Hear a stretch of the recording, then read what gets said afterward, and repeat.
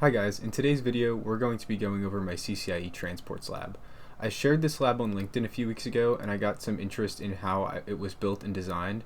So we're going to start from scratch and we're going to build the lab that you see on screen right now. I am going to build it a little different because in this lab I use CSR 1000s for some stuff, and that's no longer on the equipment list for version 1.1 of the lab. So we're going to try to use Catalyst 8kV for everything.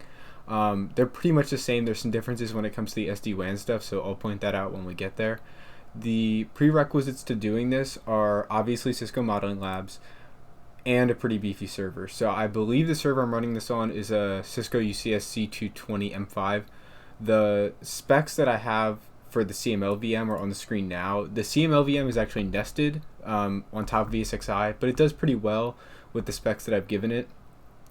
DNA Center and ISE are on a separate C220 M5 with the same specs. Those are also nested, and when we get to those parts of the video, I'll show you how those are set up.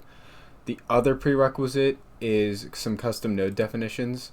So CML comes with most of the node definitions you need, but you'll need to add the 3 for SD-WAN. You'll need to add if you're doing SD access, you'll need to add a custom Catalyst 9000V image that is the randomized serial number version, or you'll need to do some hacks to change the serial number. If anybody's interested in that, I can put it in the comments. I know Terry Vinson on his channel, he does a lot with that, and that's actually this image. I believe he made that. You also will need to add, I believe there is another one. If you want to use CSR 1000V, you need to add the version with the controller mode. I don't believe the native CSR 1000V is able to do that. But if you're going to follow along exactly and use Catalyst 8000V for everything, the native Catalyst 8000V node definition in CML is okay and it will work. And that is what I was actually using at my C-Edge sites where I used Catalyst 8kVs in this original design. So I'm going to come back with a blank slate and we will roughly try to recreate this. We're going to start with the data center site and we're going to do all of our underlay stuff first. So we'll get the data center site carved out and we'll get the ISPs up. We'll do MPLS and we'll do our service provider BGP, and then we will do our data center core stuff. So I will be right back with a blank slate. Okay, so I already lied a little bit. We're going to start with the service providers instead, just because I don't think it makes much sense to have the data center site up without the service providers. So let's get a few boxes on the screen. I also turn off, where is it? I turn off snap to grid. Oh, it's under here. I turn off snap to grid because you can't really center anything right, ironically, when snap to grid is on. So I turn off snap to grid. I usually make one of these annotations and then use it for pretty much everything. So we will start with our MPLS provider. And it's really simple because there's only one customer, so we can just define our RDs and our RTs ahead of time because we're only gonna have one customer. So whenever I do MPLS providers in a lab, I usually do 3 routers. That way it's more like an actual MPLS network, because if you do one router, you're obviously not actually labeling anything. Like you got nothing, you got no interfaces to turn MPLS actually on. So I use 3 routers just so you can have 1 P router and 2 PE routers. So I'm going to get these started up a while.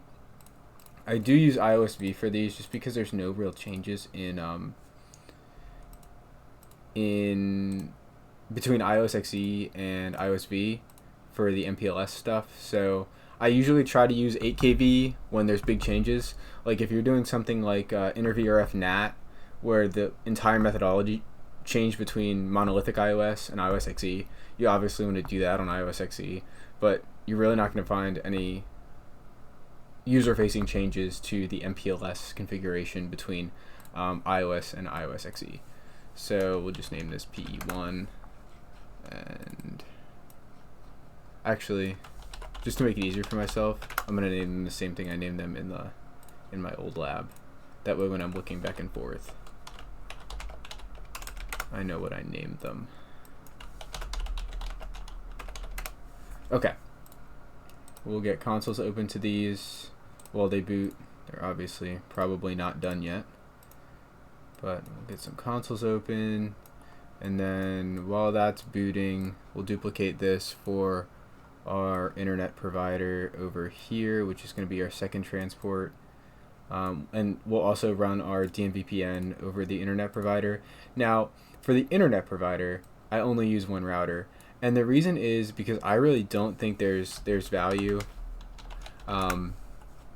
in having more than one. I mean, you could argue that there's value in the BGP configs, but you could get that same value out of, which is what we're going to do.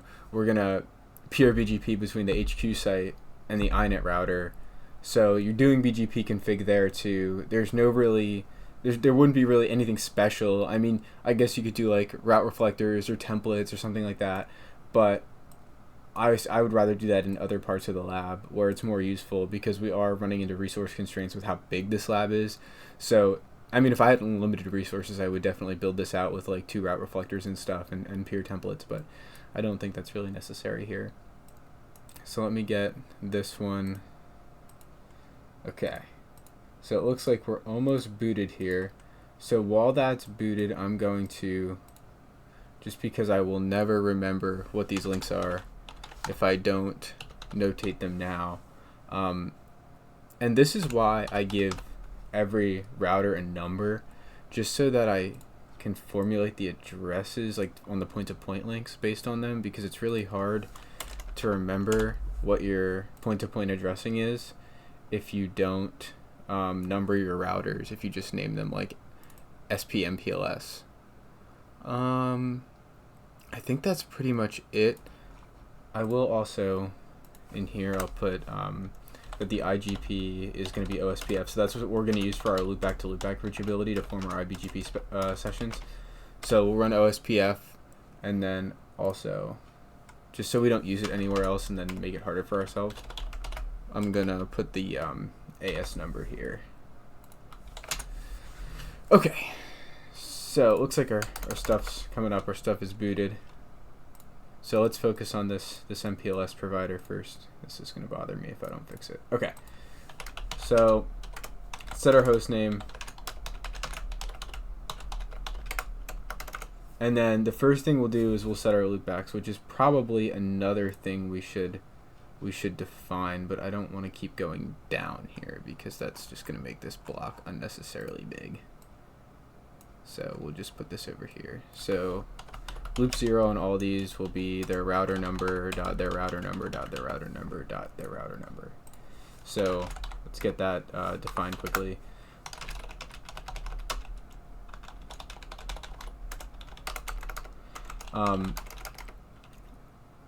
Let's just get IP addressing done. So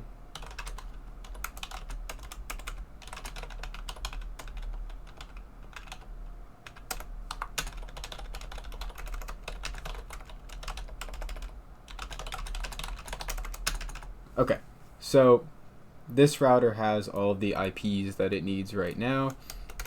So now what we can do is we can do the OSPF. Now, I'm going to do the per interface OSPF config. You could also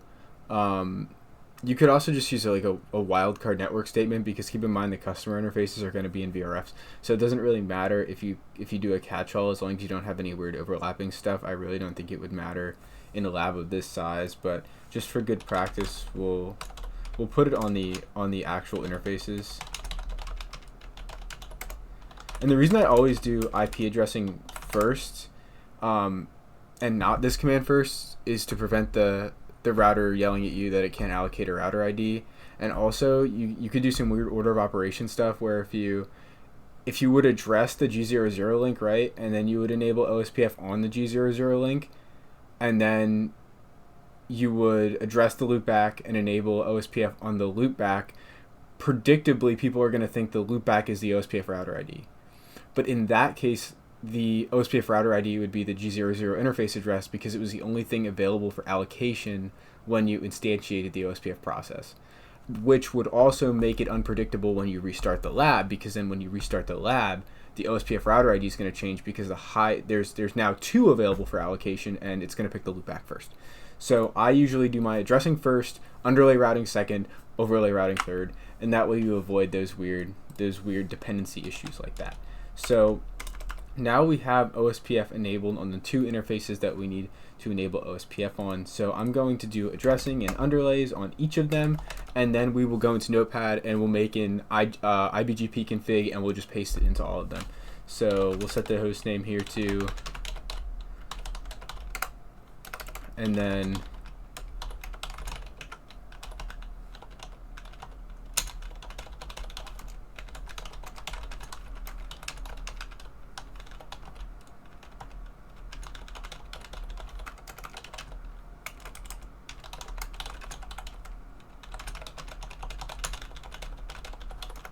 okay, so now we have the addressing done, and now we can enable the underlay routing protocol.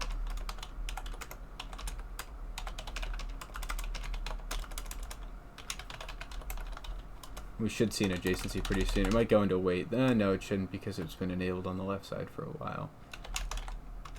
Yep, there we go. Okay, it's just rushing it. We'll do the same thing on MPLS 3. Host name SP MPLS 3.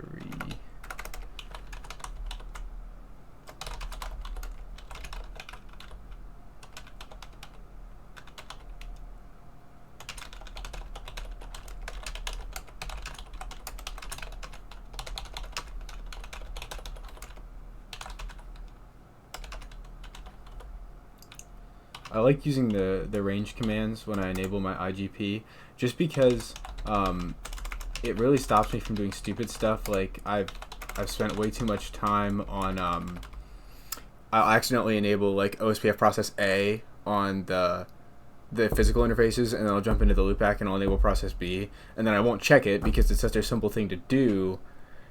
And then I'll have these disjointed OSPF processes because I accidentally hit the 2 key for the process ID instead of the 1 key.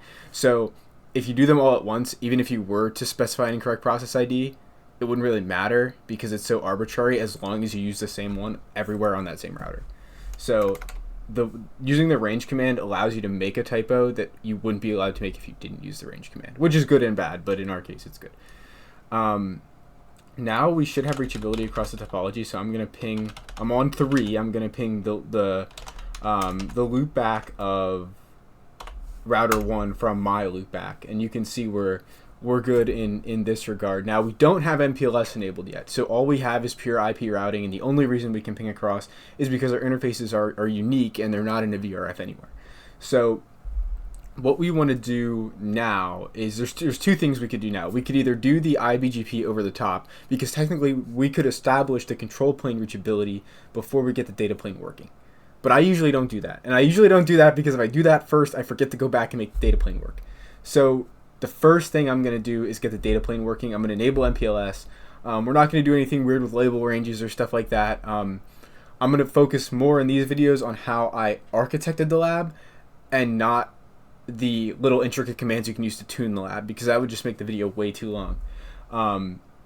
So what we can do now is, actually, if I was thinking correctly, I should have stayed in that interface range, but so all we really need to do is int g00 to, if I remember to use the range command,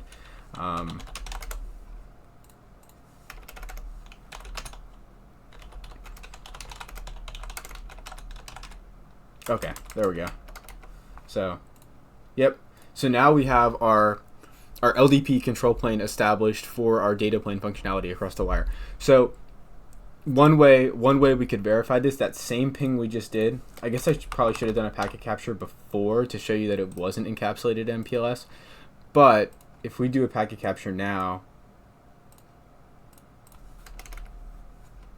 and then we just grab that ICMP message, you can see we have this MPLS shim header in here, and that's because we're labeling the packet as we're sending it to R2. R2 is going to do a penultimate hot pop. It's going to take that label off because the next router isn't going to want that label because its interface is directly connected.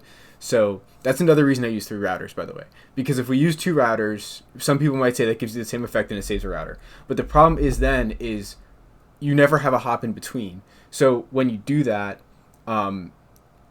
both ends are going to be doing penultimate hop popping. So there's never actually going to be a label traversing between the 2 PEs because they're always going to be the last hop router. So by putting a router in the middle, we can make it so that there are actual valid MPLS labels in our shim headers, which is a valuable thing to be able to see that in packet captures that you wouldn't see if you just use 2 routers. So now we have not only our underlay control plane, but we have our underlay data plane, because now we have an ability to send packets over this network that is abstracted from the destination and source IP address. So now we can start implementing our customer VRFs, but before we do that, we want to get our IBGP session established. But just remember, when we establish the IBGP session, it only has to be between our PEs. So router 2 here is not going to have IBGP configuration on it because it's just a middle box. All it has to do is forward the labeled traffic between MPLS 1 and MPLS 3 in this topology. So let's jump on. I'm going to write it on R1 and then I'm going to copy it to R3 just because I'd rather have it tell me if my syntax is wrong. If I didn't care, I would just write it in Notepad and paste it into both. But I think it's a little bit easier to do it this way. So router BGP 6600, actually 66,000. And then good practice when you're doing pure MPLS. When you're doing pure MPLS, you don't want IPv4 routing at all, is to turn that off, because I've seen it cause more issues than it's not going to do you any good if you're not using it. So I believe it's no BGP IPv4 unicast default. No, is it no default? No, it's definitely no BGP. It might be no BGP default. Yeah, it's no BGP default IPv4 unicast. I got it a little switched up there.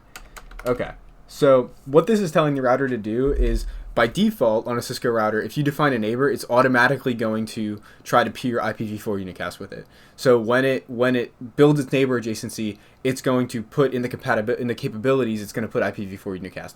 We don't need that because we only want to peer the VPN v4 address family. We only want to peer the MPLS address family. So obviously, if this provider was like a hybrid MPLS and internet, like a DIA provider, we would want to keep that address family turned on because we do have globally routable addresses in those tables, but we don't, so we don't want to advertise that compatibility or capability rather to the neighbors.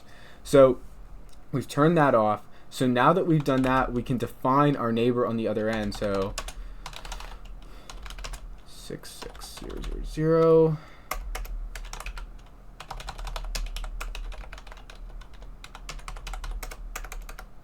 And then we have, so now we've defined the neighbor and we've said we want to use the loopback address as the source address. And now we want to go into VPN v4 unicast and we want to activate it. Because even though we've disabled IPv4 unicast, that doesn't mean it's going to automatically activate it for a different address family. It's just not going to be activated for any address family. Another reason, so sourcing from the loopback, you may try to cheat and say, oh, well, this is just a lab, I don't care about best practices, I don't want to source from the loopback, right? It's not just the best practice. The problem with not sourcing from the loopback and using VPN v4, if you were just doing IPv4, you'd be fine. But when you use VPN v4, that penultimate hop popping, which is where the second to last router pops the label off, that would happen one router too soon. And when that happens, the inner IP header gets exposed to the router one hop too soon. That router doesn't know what to do with it and it drops it. So whenever you're doing VPN v4 unicast address families, you should always peer from loopbacks, because the protocol and the spec is assuming you're peering from loopbacks, and that's why it's doing the penultimate hop popping, the PHP, when it is. And if you don't do that, you have to do some, I don't even remember the command, but there's a command to essentially allow you to do that. But it's bad practice anyway, so you should just do it this way.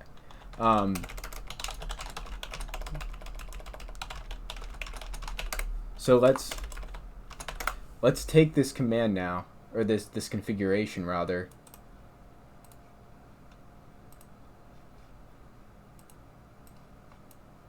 And let's modify it for the other side. Oh, look at that. Done this before. Oh, and I did it wrong.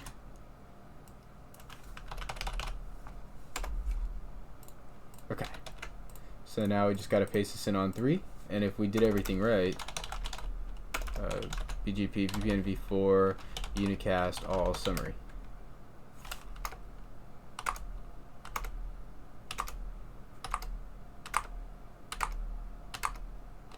Did we do something wrong?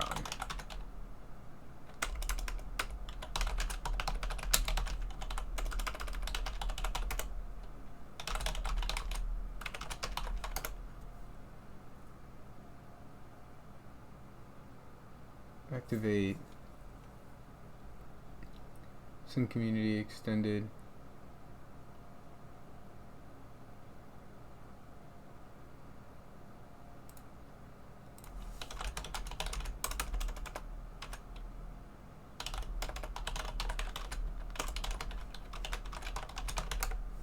Oh.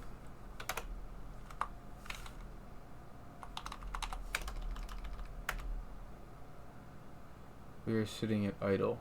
And I'm trying to think of why that is. Another thing I'm going to do this video, I'm not going to cut any of my troubleshooting out because I think there's some value in seeing that. So I'm definitely forgetting a command here.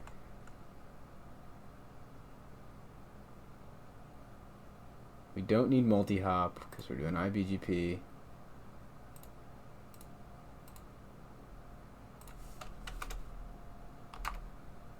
But it's not attempting, which means it doesn't think it has a route to the destination.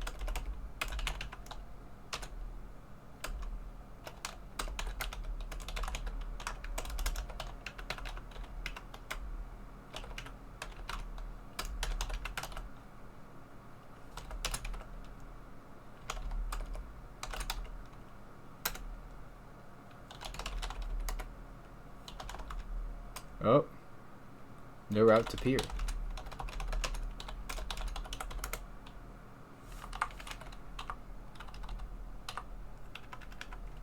Okay, that's interesting. Ah, we don't have return reachability somehow, which is weird because we could ping sourcing from the correct interface. Ah, I made a typo. I made a typo. It's always the simple things. I made a typo in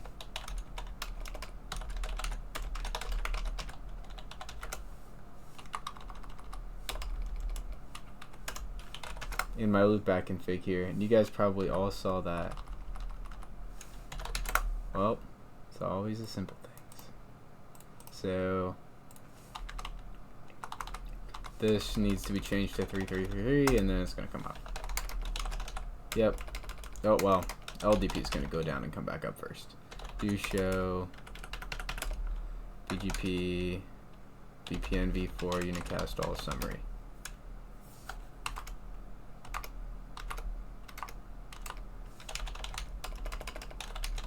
Let's make sure I did it right on router 1. Well, I obviously did because that ping worked a little bit ago.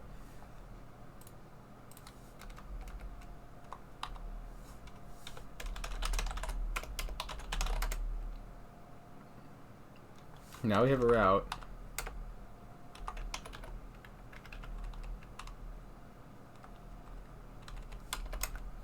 And we can reach it.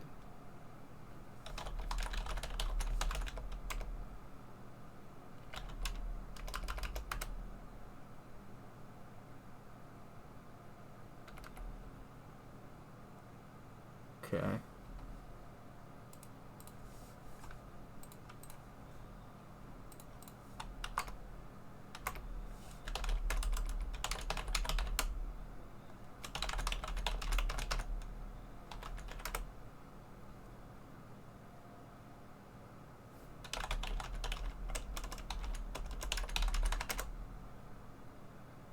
I wanted to make sure I got that loopback number right.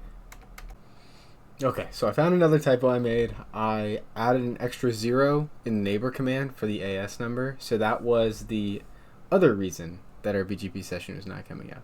But now the BGP session is up and we can move on.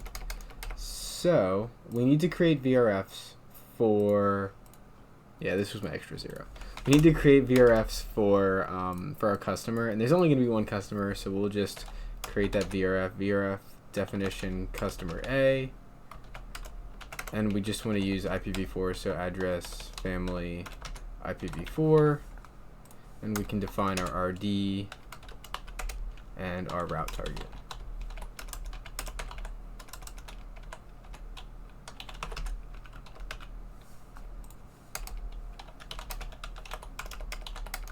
Okay.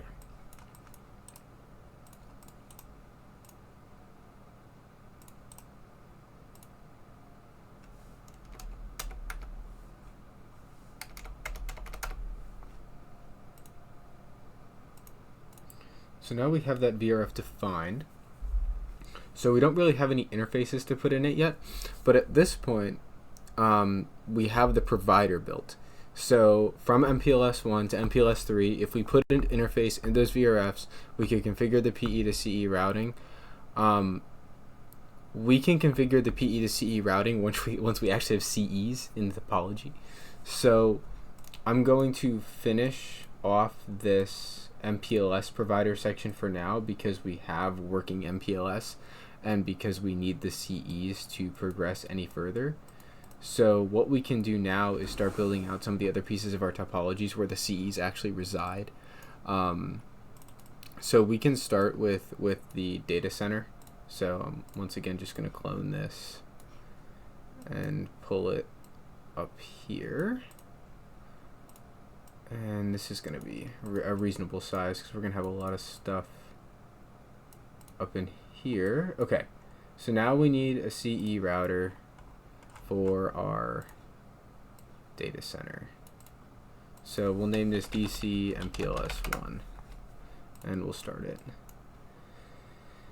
And then we can connect it to one of these PEs. And let me check what other sites in my diagram have MPLS so we know how many of these connections we need. It looks like we have 3 branches down along the bottom that are also going to need MPLS routers. So let's get our branch shape here. That'll probably be good.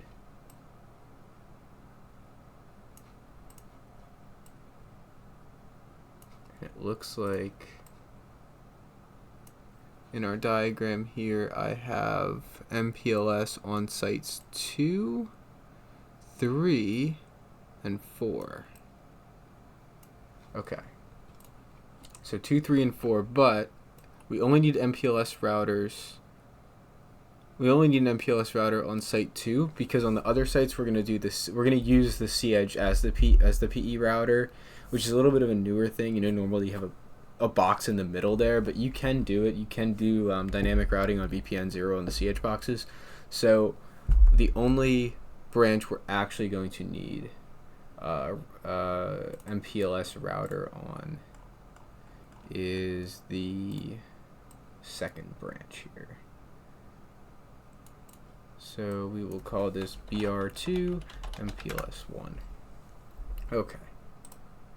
And I'm going to hang that off PE1 just so when we get these up we can do reachability tests. If we hang them off the same PE you can, but then none of the traffic's getting labeled anyway, so you might as well have just used one router. We will be connecting other things to the MPLS cloud eventually because eventually we're going to have 2 more C edges that are connected directly to our MPLS cloud. For now, these are the only 2 VIOS boxes that we're going to use as CE routers. So let's start working on our PE to CE. Int G01, and then we want VRF forwarding A. So that just put the interface in the customer's routing table. Let me see if I have this network carved. Okay, I do. The one thing I do have on my other monitor, I'm not cheating, but I have the addressing I use just because I thought it out pretty well once. I'm not going to think it out all again, especially not while you guys are staring at me. So the way I do my MPLS in the lab is 2 is always a CE, 1 is always a PE. You never have any layer 2 segments with more than 2 boxes on them, so 1 and 2 are usable. Turn that debugging off. So INCHI01 IP address 10.254.1.1, and so we're gonna do OSPF PE to CE routing. Here we'll do BGP PE to CE routing with our C edges. The thing to remember is we used OSPF as our underlay routing for our MPLS service provider. So if we use OSPF as a PE to CE routing protocol, it needs to be a different process identifier, because you can't intermix those two processes. They exist in different VRFs. They have different SPF trees. Everything's different. So when we do this command here, we use 1 for our underlay. We use 1 for our loopback reachability for iBGP. So we're going to use, we'll use 2 for our customer table VRF process ID. So IP OSPF2 area 0. And then description is DC MPLS. So you'll also notice we got a failed to allocate router ID message from OSPF. That is because this interface is not no shut yet.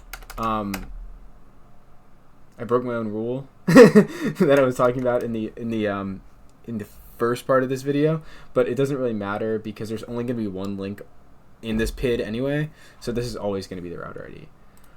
So now we need to do our mutual redistribution. So basically the state we're in now, the customer routes will flow from DC MPLS 1 up here into the VRF's routing table, so VRF A's routing table on MPLS 3. But they won't get any further than that because we're not actually pushing those routes into iBGP to be sent across the MPLS backbone to the other PE routers. So what we're going to do now is do that mutual redistribution. So the way we do this, I always like to start with my current BGP config. That way you're not like typing in the wrong AS number. So router BGP 66000, and I did something wrong anyway. Router BGP 66000, and then the way you do this, everything's nested under your one AS number, because even though you're running MPLS multi-tenancy, you're running it under one umbrella, one autonomous system, which is a little different than IGPs, but this is how BGP works on iOS XE and monolithical iOS, and I'm assuming iOS XR. I'm not really an iOS XR person. So the way we do this is we do address family IPv4. Now this is your normal BGP address family. If we wanted to configure BGP in the global routing table and install the routes that we learn into the global routing table and pull the routes out of the global routing table, this would be the address family to use. But we want to make it VRF aware, and we want to use VRF A. So we want to do address family IPv4 VRF A. Okay, I stopped and restarted the video there because I accidentally started to do BGP PE to CE routing, and I told you we were going to do OSPF PE to CE routing. So I'm actually going to get rid of this because that was part of my mistake there. We're going to do the BGP PE to CE routing on the C edges. It's a little more complex on the C edges, and I would rather do it that way because that's probably a new concept to some people, and doing it on iOS probably isn't. So what we actually want to do here is just redistribute the OSPF PID that we created for the customer. So redistribute OSPF2. You don't need to put VRF or anything behind this. The PID itself, the process ID itself, is VRF aware. It's tied to that VRF. You could not use it in any other VRF. So XOP3333 may not be reachable. That's fine. That doesn't matter. So now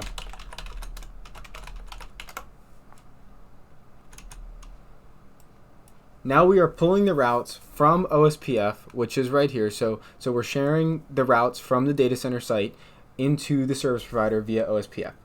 Once they come in via OSPF, we're pulling them out of OSPF and we're putting them into multi-protocol BGP so that they have the route target attached to them and sent across our MPLS core to other PEs. So now that we have this built out, we need to go the other direction, right? Because we have the routes pulling in. But if we had another CE router on the other side of this topology sending routes into multi-protocol BGP, they would get to this PE, right? But we have nothing pulling them into the OSPF process that we're running to the customer router. So we do something similar. So router OSPF2, and then we just want to redistribute BGP 66000. Once again, no VRFs or anything are required on this command because the way the processes talk to each other, OSPF knows it's running under the context of the VRF. BGP knows it has an address family in that context, so it's only going to send it the routes for that context. So if we hit enter here, we have just set up what is commonly called mutual redistribution, which is we're redistributing OSPF into IBGP and IBGP into OSPF. In this instance, it just happens to be VRF aware. It's really no different than if you were sitting in the global routing table on both ends. So let's take a look at our completed config here. So ignore this process. That's our underlay process. Like I said, that's not VRF aware.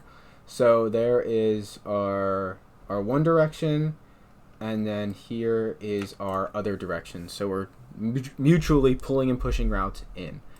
So now we have to do that same thing. We'll do BGP on this link between the customer edge and the provider edge, and then we'll do BGP and OSPF1 each on the C edge uplinks to our MPLS cloud. So let's do some basic, let me see if I have IP space carved out for this, just to make it simple. I probably do. Yep, 10.254.2.2.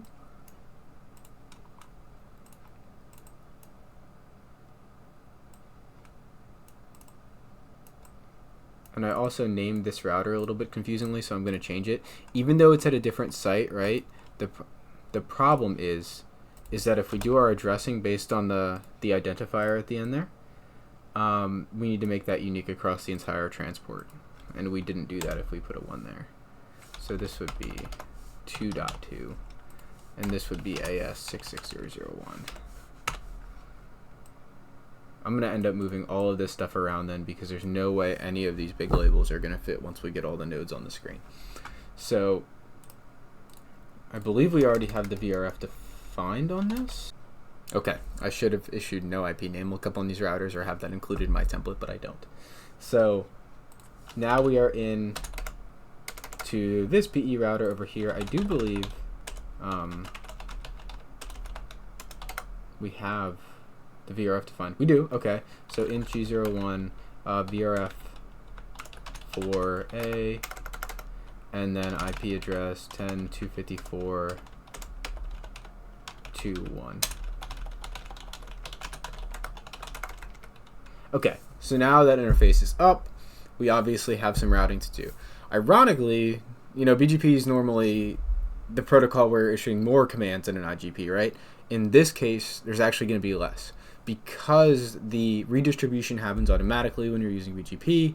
So all we'll have to do is define that address family under BGP and then the neighbor within it. And there's no redistribute commands per se when you're doing this setup.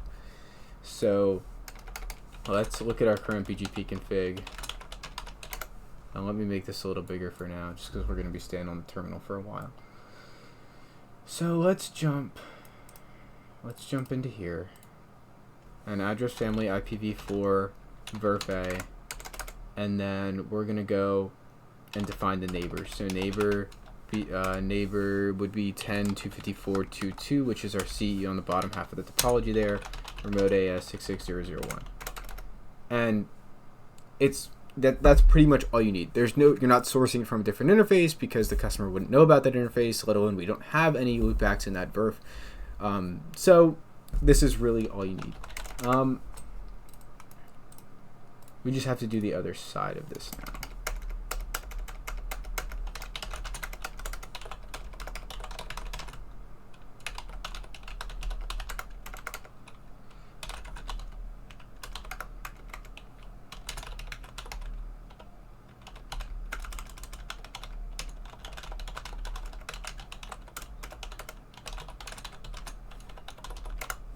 I think I just did that wrong. Hold on.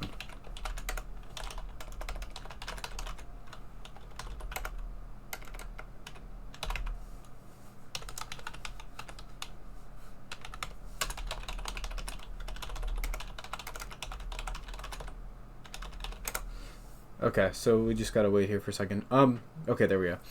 As the video progresses, I'm gonna speak less because some of this is repetitive, and I'm gonna assume you watch the video from the beginning to the end.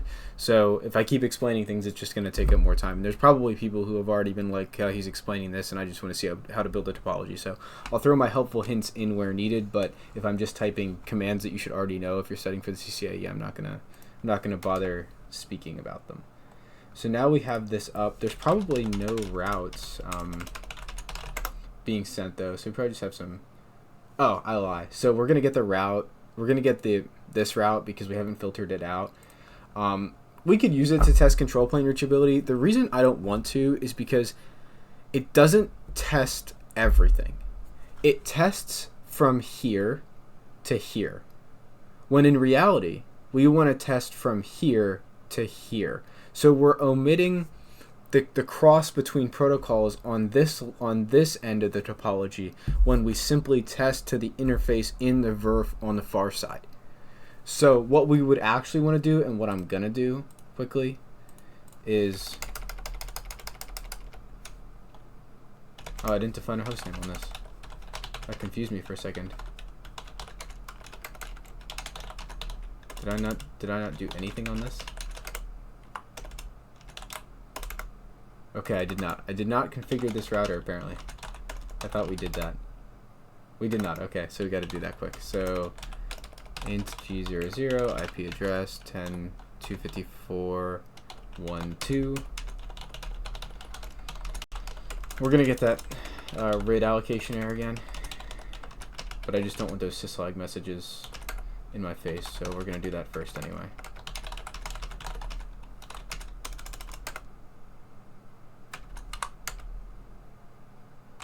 And if this is right, we'll get that 10.254.20 network from the other end.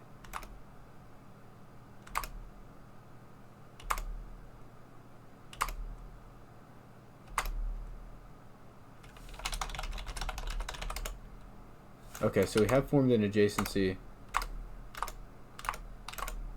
Actually, we won't. There's no network statement. There's no network statement for it. So that'll happen this way, but that won't happen this way.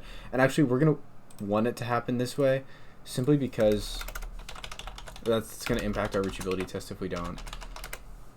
So what I'm talking about is we need to put in a network statement for this link under the VRF. Because if we don't, we're not going to be able to do reachability tests from it.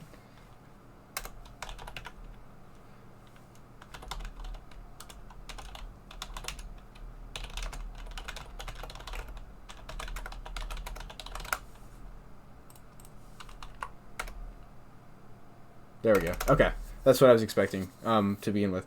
So now we see this link from this perspective, and we see this link from this perspective, which is good, but like I said, I would much rather put a loopback on DC MPLS 1 temporarily and ping it from BR2 MPLS 2, just because then you're testing the entire reachability throughout the topology. So int LO, we'll just do, we'll do 11, IP address 11, 11, 11, 11. Oh.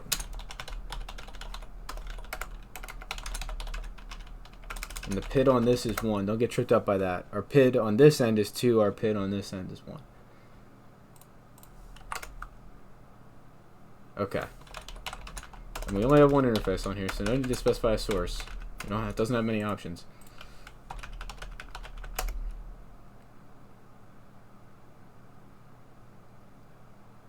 And it is good we did this test, because it looks like we are not succeeding.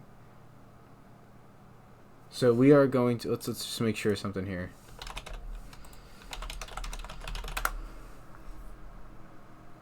Okay, we do see this. We do see this route here. Can we...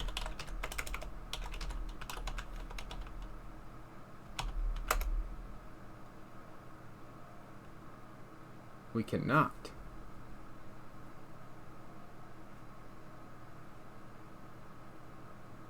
So that was me trying to get from 10.254.1.2 to 10.254.2.1. So let's check something here. Let's jump on the provider side.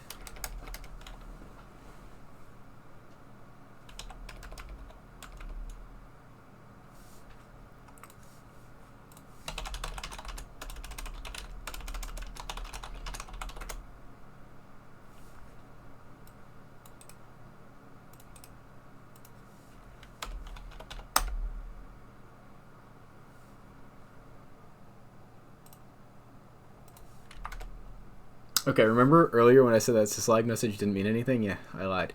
I forgot we were doing MPLS. That syslog message normally just means you mistyped your loopback mask, which normally doesn't matter, but there's some weird rules with label allocation and what labels are allocated and what labels aren't, and then there's also some weird rules with OSPF where if the network type is loopback, it's going to change the mask, override the mask the network operator put into all 255s. So you have to make it match, or you have to do some other weird stuff, so we're just going to make it match. Either way, it works. We're going to redo the reachability test that we first started with, which was down here, and that succeeds too. So now we have end-to-end reachability through our MPLS transit. It's only one customer, but hey, it's just rinse and repeat. If you wanted to add customer B, you do the exact same steps for customer B.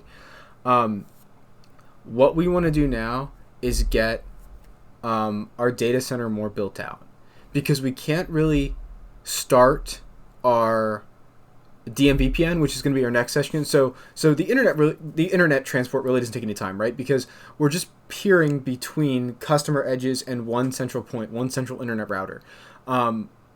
The thing that's going to take time is the DMVPN topology, especially because we're doing dual hub. I might throw in some clustering and stuff like that. So that's the thing that's going to take time, and that's the thing that's going to be actually a little bit more insightful than the internet provider. So I'm going to cut here. I'm going to take a little break, and then I'm going to jump back in, and we're going to get the rest of our data center up so that we can place our DMVPN hubs onto the topology, and then we can put our DMVPN spokes down in the branches and get reachability there. So essentially what we're going to do is we're going to build each transport individually, and then we're going to put a router behind each site to do load balancing and traffic steering between the transports. Okay, so before we jump into actually configuring the data center site, I want to go over why I built it the way that I built it and why we're going to be building it the way that we build it. So I'm going to drag on the screen for a second the completed data center site that I built the other week. So let me try to get a zoom level that's like kind of acceptable here. So the reason it looks like this, the reason there's sort of these two layers, like there's this layer down here, right? And then there's this layer up here, is because everything below this line here is public addressing. So everything below, everything connected to that SWDC DMZ is public addressing. So that's available publicly over the INET in the global routing table, and it's then put into the MPLS network to be available there too. Everything beyond that, so everything spoked off of the SWDC3 and SWDC4 and 1 and 2 are private addressing. So those are internal to the company.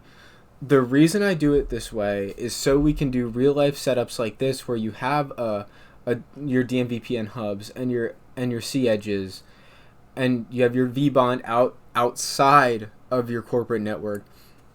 Now, another reason I wanted to show you this is because I wanted to talk about some of the changes that I'm going to make this time when I'm building it and why I'm going to make them. So this DC vBond, the purpose of putting it out in the DMZ was to display the concept that your vManage and your vSmart can have private IP addresses, right? And they really don't need to be accessible, because vBond will do the NAT hole punching, and vBond will orchestrate the connection between those two controllers and your C edges. The problem is that the way I designed this topology that's on the screen right now, that wouldn't work. And that wouldn't work because if you're going to put your vSmart and your vManage behind NAT, right, then you need vBond to be able to detect that. And what I mean by that is the perspective of vBond has to be the perspective of a C edge. You can't do what I did here. Well, I'll tell you how to fix it if you did. You really shouldn't do what I did here and have your vBond have a public address, but also be able to route to the private address of your vSmart and your vManage. Because then to vBond's not going to think your controllers are behind NAT.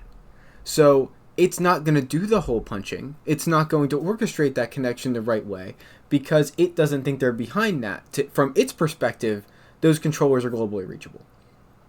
The way I fix this in this lab that's on the screen now is I advertise the subnet that vSmart and vManage are on out into the global internet routing table. And that obviously wouldn't work in the real world. It's RFC 1918 space. But that was the fastest way for me to fix this version of the lab without readdressing the entire thing. And as long as you understand why it can't be like that, there's no problem in doing that cheat. My original design goal for this was to utilize one-to-one NATing to show that these two controllers could sit behind your DMZ in your actual corporate data center and not be uplinked right to the edge.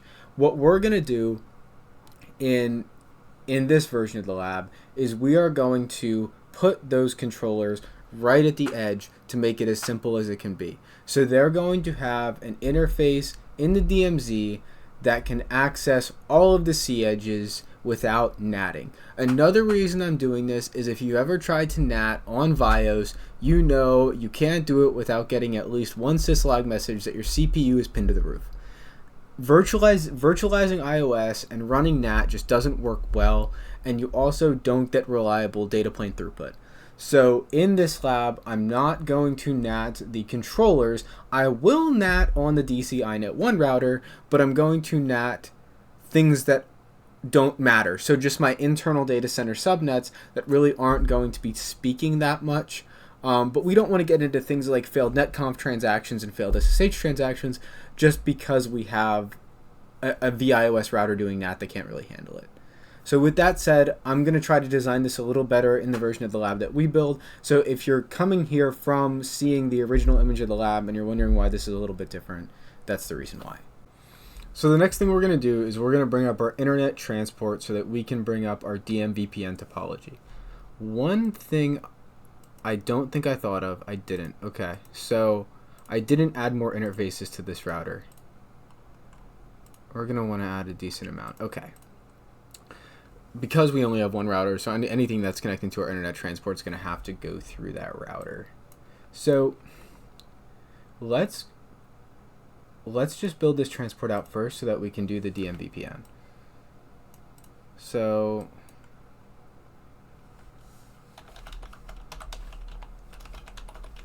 once again, the number has to be unique to the transport if you want any sort of methodical IP addressing standards. So that's really what I'm trying to do here. Let's get this connected here. Okay. And then what I'm also going to do while we wait for these to boot, so we're not just staring at each other, let's get DMVPN routers down at the sites that are going to be DMVPN. I'm sorry, I'm sort of looking at you from the side here. I'm trying to figure out how many of these I need. We need one there, so one. I think we just need two. DC DMVPN 3, DC DMVPN 4. Okay, yeah. So what we have to do is actually put our headquarters site on the screen because we don't have that on the screen yet. Okay. Once we do that, we will copy. Actually, we're gonna need 4 of these. So it's still probably easier just to track them, to be honest, because of the way the naming convention works out. So we need a DMVPN router over here on this side. Honestly, the hardest part of this lab was figuring out where to place everything so that it's somewhat readable. So that's the only reason I'm copying. I'm not copying because I'm scared to make it different. I'm copying because I spent so much time trying to get this to not overlap as much as I could. And if I do anything different, I know it's just going to be a pain down the road when we have a bajillion links in this topology and can't figure out where any of them go. So that is why I'm sort of trying to copy what I have, just because I know there's enough room for labels and stuff the way that I did it originally. So 3, I think I did this here. Yeah. So BR1 DMVPN 4. Okay. So those were our spoke routers. Now we need our hub routers. So I'm going to clone that 2 more times.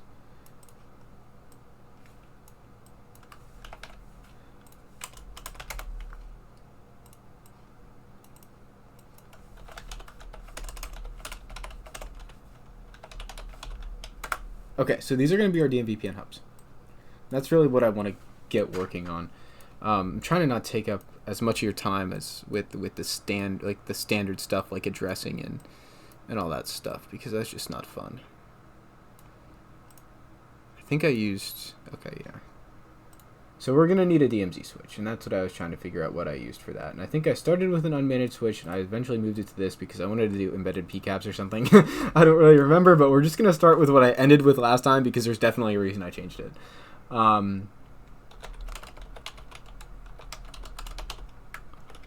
And because this is an L2 switch, I don't really put a number on the end because there's not really a reason to. I mean, if you wanted to, you could, but I don't because it's not going to have any IP addresses, so it doesn't really matter. It doesn't really matter what number it would have.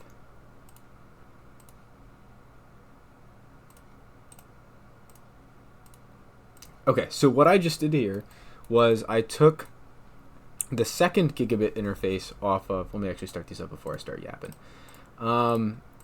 Okay, so I took the second gigabit interface off of the DCI-net router. The reason I took the second is because the first interface is going to be the interface at NATs. The first interface is going to go down into our data center core when we build that out. I don't know why that just happened. Down into our data center core when we build that out, and that's going to have like IP NAT inside. It's going to do source NAT. So we're going to want another interface that's going to go to our stuff that's not NATed. So this interface is going to hold our private /24 block that is going to be advertised down to our internet service provider. So attached to that is our DMVPN hubs, which are going to have private addressing on the G0, or public addressing rather, on the G00 interfaces and private addressing on the G0/1 interfaces. So I believe we should have all of this at least starting to boot now, and we're going to want to start connecting this stuff up to the internet transport. And you can already see how this is getting kind of confusing because stuff is starting to overlap and there's simply no better way to do it, especially because CML doesn't allow curved links like EVE does. Let me just make sure I'm not forgetting anything major here from the original diagram I have. I do not think so. Okay, so what we have to do next is carve out what our public /24 address block is going to be. So to make things simple, I've made it 100. So 100.110. And then obviously, this iNet router, the inside interface, well, G02, so the DMZ interface, is going to have .1 of that, and then we can make our spokes, or our hubs rather, I made them 11 and 12. So let's just get everything plotted out here so that we can just jump into the CLI and not jump back and forth.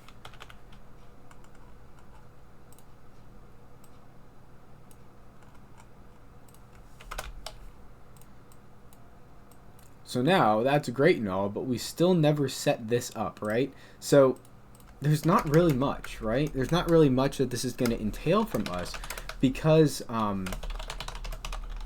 I can't talk and type at the same time, obviously. Because it's just all connected routes, right? And there's some situations where this would change, right? I know some people in their labs, they like to hand off the MPLS and the iNet on the provider side. Personally, I don't think that's realistic. In the real world, I don't see that handoff happening on the SP side as much as I see it happening on the customer side. So what we're actually going to do eventually when we want controller reachability from our MPLS network for an MPLS only C-Edge branch, we're going to connect them on the customer side. I just think that's a little more realistic than connecting them here. And also it makes the routing a little simpler because you're not dealing with VerfAware stuff. You're leaking them at a point where everything's global. So it makes it simpler, and I think it's more realistic. So that's the way I do it. While we're waiting for the hubs to boot, let's get some addressing going here. So I believe what I did was 125.112. There is a rhyme or reason to these addresses, but I'm not going to explain it just because I think that that's a really big opinion. there's no best way to do it. I mean, obviously the worst way to do it is completely random, but there's no best pattern to use, so I'm not going to take the time to try to explain it. But what I am going to do is get all of this addressing sorted out in a way that makes sense. 25, 1, 2.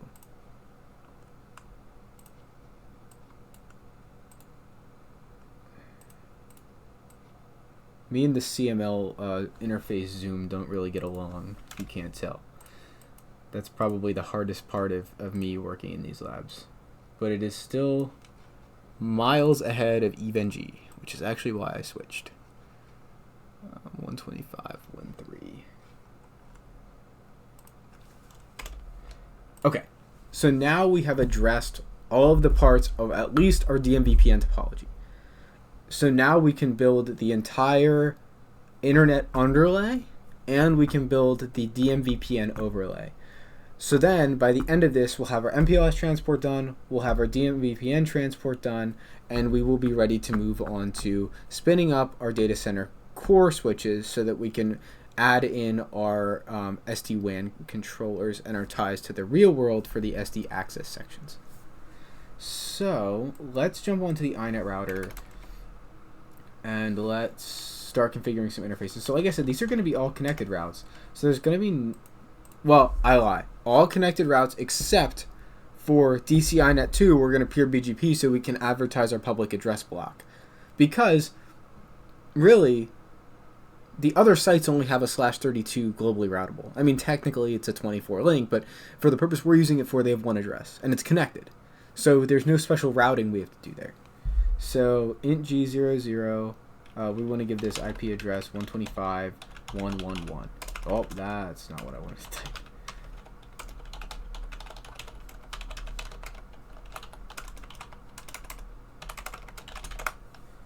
Okay. So now that is done here. So we're going to do that on all of them on the iNet router, just so we can be pretty much done except for the BGP with the iNet router. Actually, why am I doing that?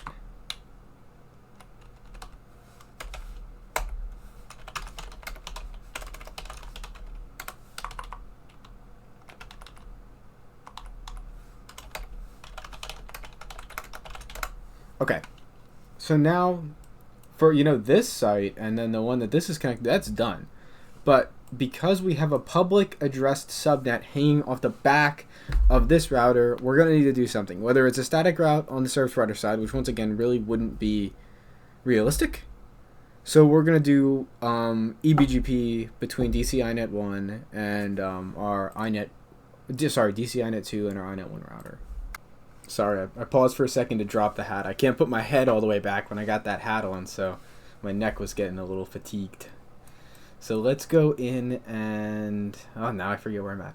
Let's go in and we'll just do the really simple iBGP routing. So router, well, it's really simple if I had it documented correctly. Let's see what I used here.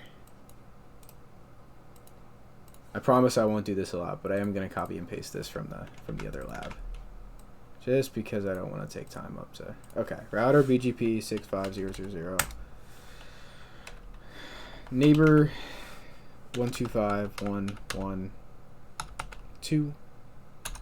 Remote.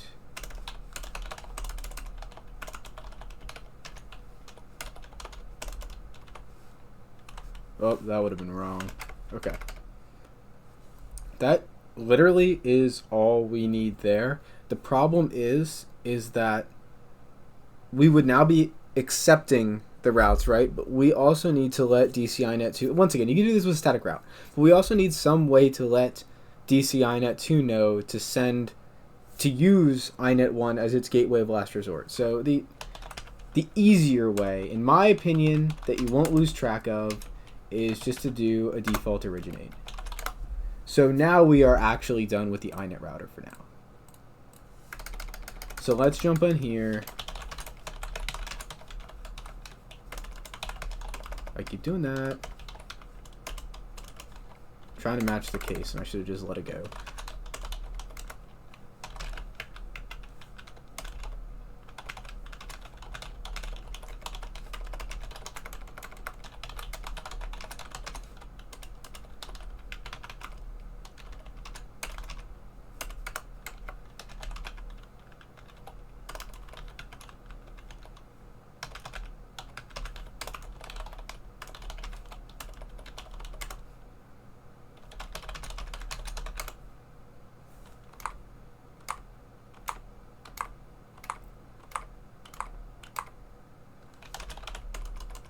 Okay, there we go. I was just rushing it.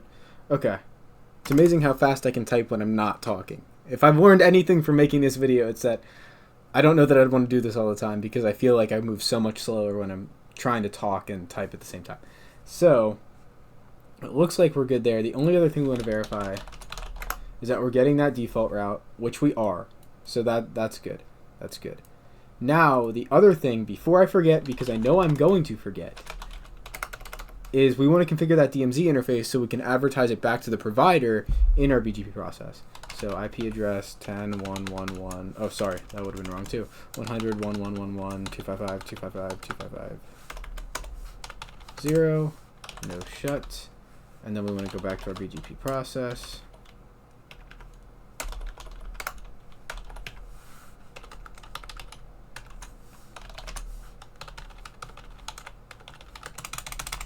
Now, if we look at the INET1 route table, we know about our DMZ network. So we know about that network where our DMVPN hubs are going to sit. And because these guys are just going to have default routes, they'll in turn have reachability to our hub network. So that's really what I'm doing with this internet provider. All I'm doing is laying the groundwork for us to be able to run DMVPN over it. Because the purpose of this lab really isn't to build the service provider networks. I'll probably do another video on a larger scale MPLS and internet topology where we do a hybrid, where we do route reflectors and peer templates and peer groups. But that's not really what this video is. This video is just like, if you want to build a lab that encompasses and touches every transport technology that the CCIE uses. So now that we got this part out of the way, we still need to do these routers.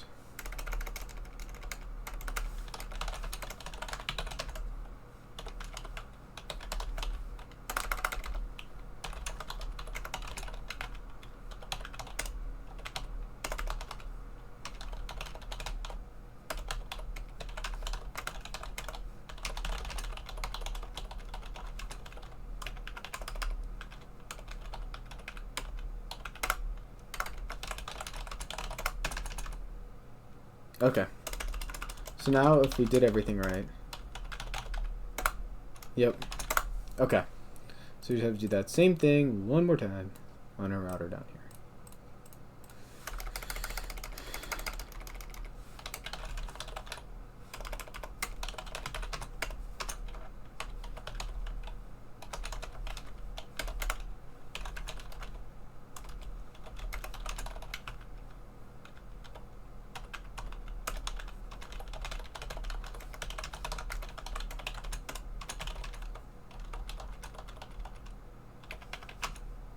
Oh, I knew I missed something. That syslog message screwed me up.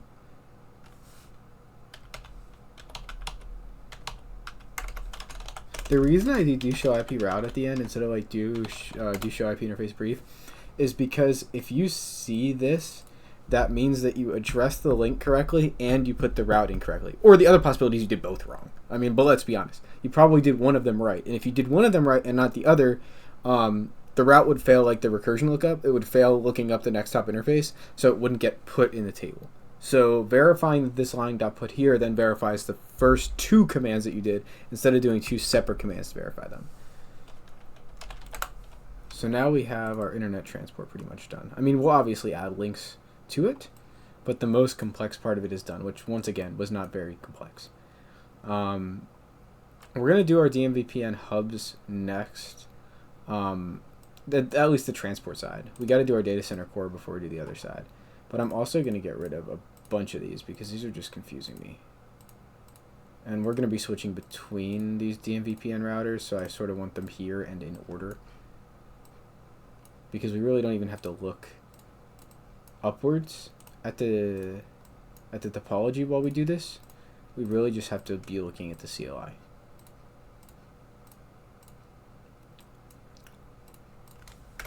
Okay, so also in my other topology, I used IKE v1. I'm going to use IKE v2 here. So bear with me because I'm doing all of this off the top of my head. And IKE v2 on iOS CLI is not something I do very often. I usually use discrete boxes for it at my day job. So while I'm doing this, I'm going to be using help a lot more than any of the traditional route switch features that I'm displaying here. So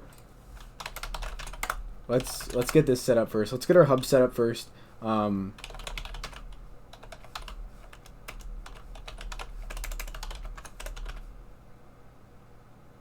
actually, I'll do this in Notepad because I feel comfortable enough with this that I can do it in Notepad. So we'll just use tunnel 0. And we'll use, I don't know that I have my tunnel network defined, but I think I'll just use something identifiable. 172.254.254.1.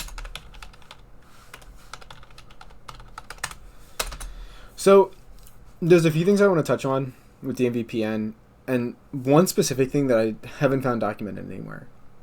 So if you use, there's two versions of the DMVPN command structure. There's the old one, which is like you define the NHS on one line, you map it on the next line, unicast, and then you map the multicast on the line after that.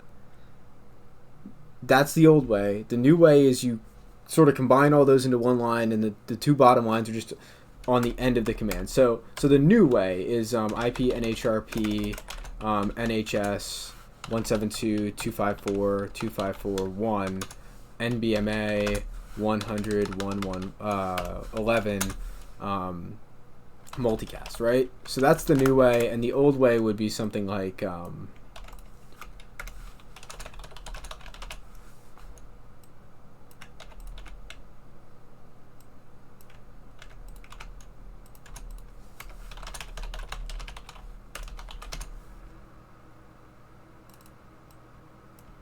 would be this. So this is the old way, right? So the reason I'm showing you the old way is because I've found that at least in iOS V, there is a bug where if you use the new way and you implement clustering and priorities, it does not work. So if I were to try to implement clustering here, I think it's like, I forget, it's like cluster 1 or priority 1. So if I were to put any other tags in this space here, it would ignore the multicast keyword. So that's basically the bug. It ignores the multicast keyword when you do priority and clustering on the same line. If you're doing advanced DMVPN, changing the priorities of hubs, clustering hubs together, setting preferences, use the old way. I don't know why, and I like the new way so much better, but I spent so much time debugging multicast issues when I was using the collapsed CLI format, and that's when I realized if you use the collapsed CLI format, it omits the multicast command. The other workaround I found is using the collapsed CLI format and leaving this command from the old format. So you could set the priority here, take this off of here, so you're using like half the new format and half the old format. I just think that's confusing, and I think that you'll forget this eventually. So in this lab, I'm going to use the new format because I don't think we're going to at least start off by doing priorities or clustering or anything like that. So we'll just do it like this for now, and it should be okay. But I just wanted to make you aware of that. And I don't know if that limitation exists in XE or XR. I actually don't know if XR can do DMVPN, but I don't know if it exists in XE because I've only tried it on iOS V. So we'll set that IP NHRP network ID.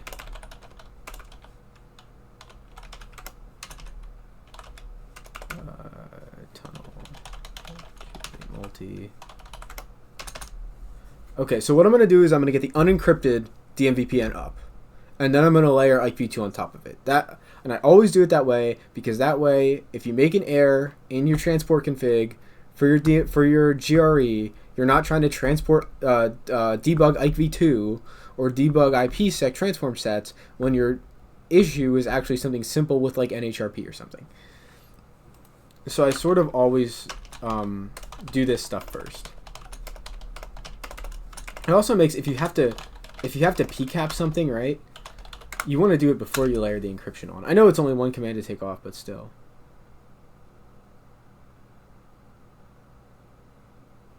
Okay, so this would be for our spokes, right? So we're going to comment that out.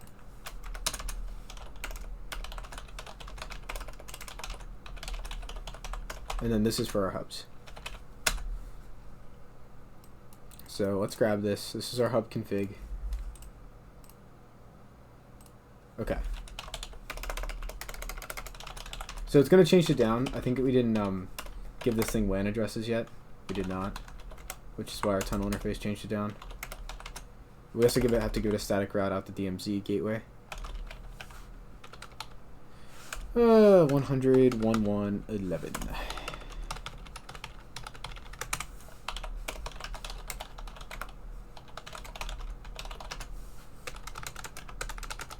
Ah, the syslog messages.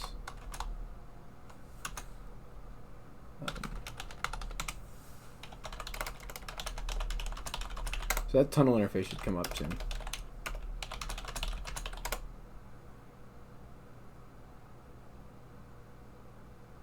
Okay, it did. It did. It's probably the syslog message I was so mad at I didn't even read.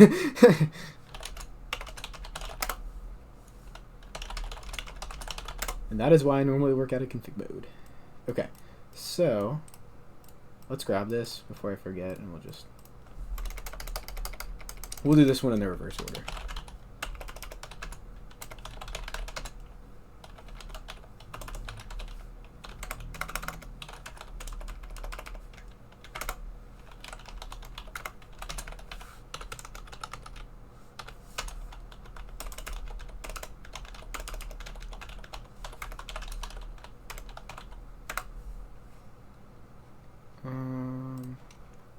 All we have to really change here is the IP address.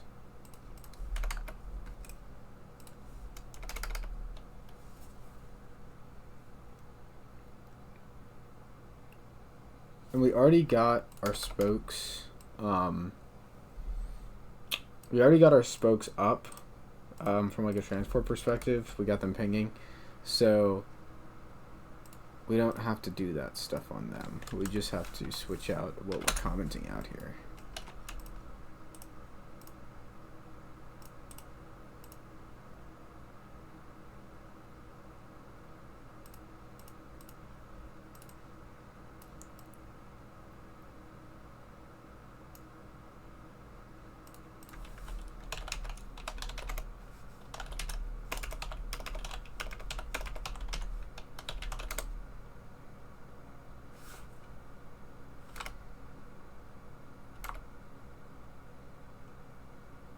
Hold on. What did I do wrong? So the hub config, I had this commented out. Ah. I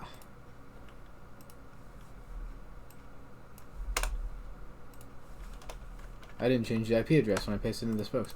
I was like, how is the hub registering to the other hub? It's not. It's the spoke registering as the other hub to the hub.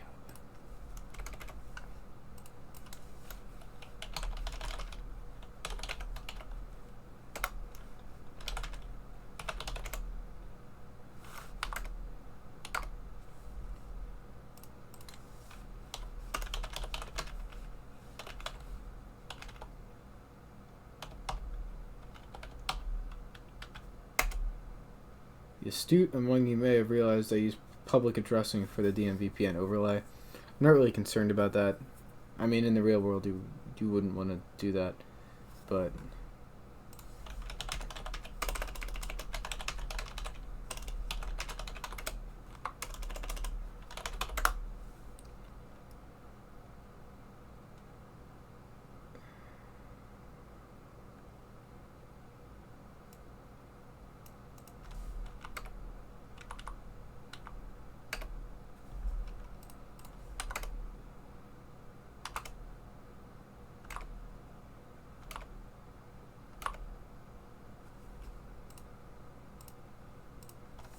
okay, we are having some sort of issue here.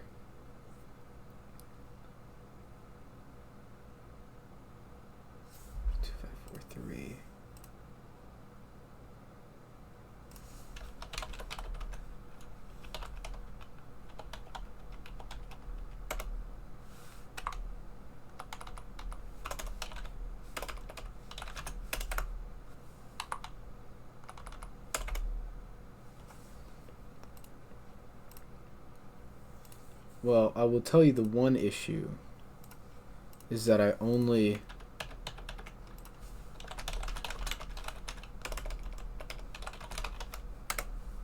declared one hub, right? So that's my one issue.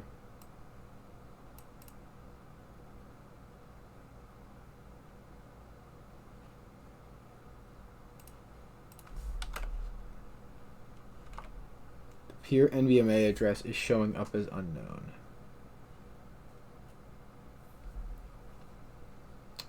That is interesting. Let me look what I'm forgetting.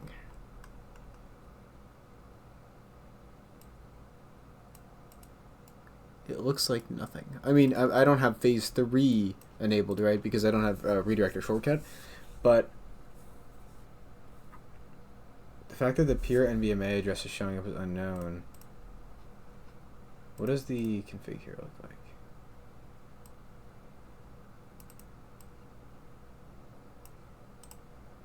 So one of the things we'll fix right off the bat.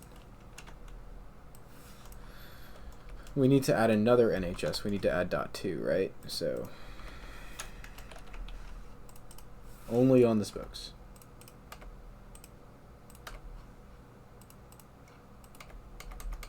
And then this. Oh, so it's working on the second spoke. Oh, it's working on the first spoke now too.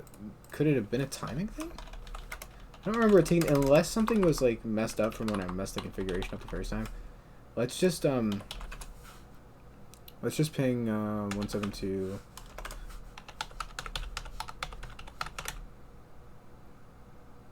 Oh, well, I typed that wrong. I also made it like terrible to type that address out, which is my fault. Okay, no, it was working. It might have been an NHRP caching issue on the spokes. I cleared the table on the hub, but I didn't clear it on the spokes. It looks like we're good because we have the registrations in on both the primary and secondary hubs, which means that all we have to do now is enable phase 3. I keep doing that. I did it again. IP NHRP redar. So I'll speak about this when I'm not typing because clearly I can't do both at the same time.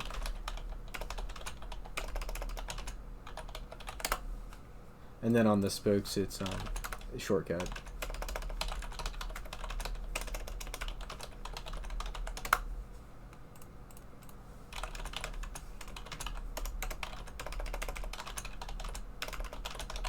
So what that does is it prevents unwanted routing through the hub. So basically, using those commands will allow the hubs to send what's called an NHRP traffic indication message. So if it detects spoke-to-spoke traffic is traversing the hubs to get between the spokes, it'll send what's called the CLI calls it a redirection. The spec calls it an NHRP traffic indication message. So it indicates to the sending spoke, hey, you're sending this traffic through a suboptimal path. Here's the NBMA address of the router you should actually be sending it to. And then the sending router will install an H route into its routing table. And that H route, which is an NHRP shortcut route, will point right at the hub, or right at the spoke rather, bypassing the hub, taking the hub out of the data plane. So that is the preferred method of DMVPN phase 3, which is mostly what is deployed today, unless you have some specific case to use phase 2. So that is our DMVPN topology pretty much up. Obviously, we don't have the inside interfaces yet. What I do want to do is get an overlay routing protocol in place now so that when we add our inside interfaces, we're not finding issues now, because really what we verified is unicast reachability. But any sort of IGP we throw over this DMVPN is going to be using multicast. And while I don't foresee there being issues, I'd rather get it out of the way in the DMVPN section of the video than progress on and have to come back to it. So let's do this. Just for ease of configuration, router EIGRP1, network 172.254.254.0, Now, we have two choices when we do this. Because what's going to happen, let's get this out of the way. What's going to happen is DMVPN 3 is going to send a route up to the hub. Either hub. And by default, we're not going to see that route down on DMVPN 4. And obviously that's unwanted. We want to see that route there. The reason is split horizon. It's going to block that route that came in the tunnel interface from being advertised back out the tunnel interface, which for NBMA networks like this one is unwanted. But this actually could work to our advantage if we wanted to summarize. Now in this scenario, I don't want to summarize because we're going to have routers behind these routers at the branch sites eventually that are going to want those specific routes from the other sites. Now, I know this does go against the nature of DMVPN Phase 3, right? Because the reason people run DMVPN Phase 3 is to have leaner tables. And this takes away from that. But from a troubleshooting perspective, it makes it so much easier. And when we go to redistribute this EIGRP process that we're making now down into, say, our SDA border nodes, it's going to make it a lot easier because we're going to have the specific routes. So what we'll do is, let me get this back on the screen. We're not going to summarize, which also means we need to turn off split horizon on the hubs. So we'll do that then too. It'll still peer without split horizon being turned off, but it will not re-advertise the spoke networks to other spokes. That's the problem we're going to hit.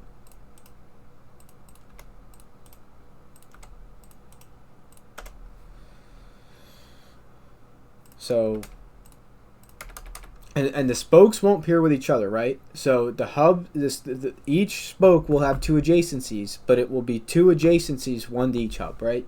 So now we want to do this.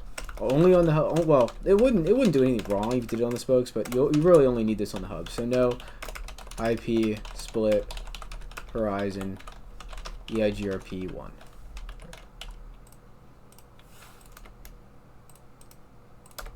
So it's gonna bounce the neighborships. They should come back up, and now if we were to advertise a route from here, we'd learn that fully, all the details of the route down on the other spoke, and that's what we want. So now we have our MPLS done with overlay routing, our DMVPN done with overlay routing. Now the only thing we have to do yet is add encryption to the DMVPN. And like I said before, this is definitely one of my weaker points for doing it without a config guide. So my methodology here is I work backwards. And what I mean by that is I start at the end of the config and I work my way up. And I wouldn't recommend that for the lab because it's slow, right? Because you're going to think, well, then how do you know what you're missing? But the reason I do it that way is because if you do it from backwards to front, you get the little messages in the CLI that say the IPsec profile needs a valid this and this. Okay, well then you go back and you make a valid this and this, and then when you make those two things, it'll warn you, okay, these two things are dependent on X and Y, and you can work your way back up the tree and make sure you at least create the boilerplate for every single section of config that you need. So let's start. I wish I was good enough to type this out in the notepad first, but I'd probably get something wrong. So we'll start with crypto IKE v2 proposal DMVPN. And another thing I do is I name everything DMVPN, and there's no problem with that. I name my proposal DMVPN, I name my profile DMVPN, both for phase 1 and phase 2. I name my transform set DMVPN, and that way I'm not referencing something incorrectly. Because on the back end of iOS, these things are all stored in separate buckets. So it doesn't matter if you name them the same things, right? They're going to know, the proposal can't be a profile, and the profile can't be a proposal. So you're the only one that it could confuse, and in my opinion, it makes it less confusing. So this is what I mean by sort of working backwards. Because now you're seeing, okay, this is telling me what I need, right? And this is different. This is not what IKE v1 would do. Can't teach me how to spell, unfortunately. But it will tell you what you need.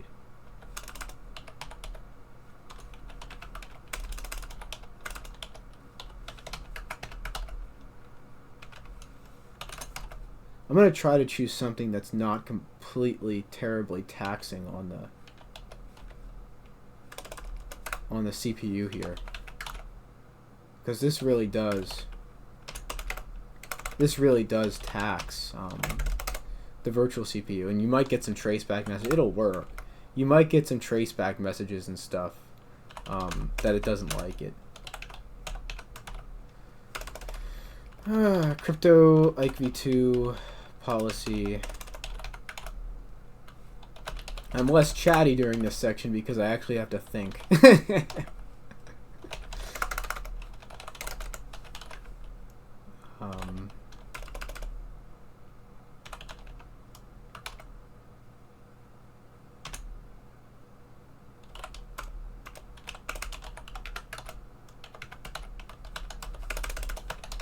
And I'll copy this.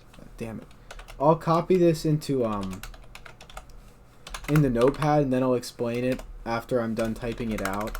But these are the little hints I'm talking about. You know, to be honest, I don't think I could do it without them. And that's what IKv1 was simpler, right? But Cisco knew that. So when they made IKv2, they put all these little CLI tidbits in here. I mean, if you were to configure this and you were to leave something unconfigured and you do a show run crypto, you'll see in there, it'll put comments in after the exclamation point saying this profile is incomplete, this transform set's incomplete. You know, it'll tell you you're doing something wrong. So they at least they compensated for it in that way. So it's telling us we need a match identity or match certificate. So some people say it works with it. I've never had luck. Some people say, oh, you don't need a match identity. Well, in my versions of iOS, you do. I don't know what to tell you. What else do we need? See, this is a match identity. Oh, authentication. Authentication remote and authentication pre-share. Oh, sorry, authentication local.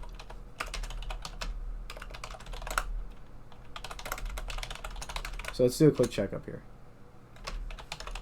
And I'll talk about it now. Maybe I won't. Okay. So what do we got here? We got a proposal that we're going to send out to the spokes when we try to peer with them to negotiate the phase 1 tunnel to derive the keys, right? So we got our phase 1 proposal, which then for some reason has to be matched in a policy, which you're never going to do anything special in the policy except match the proposal unless you're using front door VRFs. If you're using FVRFs, you need to match the FVRF both under the policy and under the profile rather. So you need to match it under the policy and the profile if you're doing front door VRFs. I don't know why. In some versions of iOS, I believe specifically IOU and IOL, you only need to match it under the profile. And if you're using smart defaults, I don't believe you need to match it at all. But for me, if I was using a front door VRF on the lab, I would match it here and I would match it here. Because I've seen weird things where your packets get black holed in the actual CPU. Because what happens is the traffic goes to be end-capped and it goes into the IPsec process and it like never comes out. So if you do a debug IP packet, you can see it, but then it doesn't drop out onto the wire. And I've struggled with that when I've done front door VRFs, and I've missed the match FVRF under the profile section of the IKv2 config. So now this is our basic phase 1 config. So now we just need our phase 2 config. So crypto IPsec, transform set, DMVPN. Once again, I'm going to try to choose something that's not crazy taxing on the CPU. So ESP AES 28 ESP SHA. Can I do 128? Nope. Okay, whatever. And when you're doing DMVPN, you want to make sure you set it to transport mode. You don't want to do a double end cap. There's no reason, and I actually don't know that it would work right. I mean, it'd obviously be suboptimal performance, but if you're doing DMVPN, right? So the traffic flow, the traffic's going to come into the tunnel interface, and when it comes into the tunnel interface, it's going to get wrapped in GRE. It's going to get end-capped in GRE. When you do the tunnel protection command, if you do tunnel protection command and the transform set you reference is in tunnel mode, you're wrapping it again, right?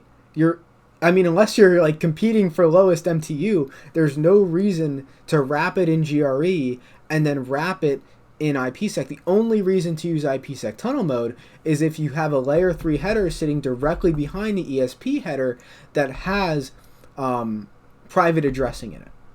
And this would not, because the GRE header has already taken care of the encapsulation. All you need to do is wrap it in encryption. So we'll use transport mode.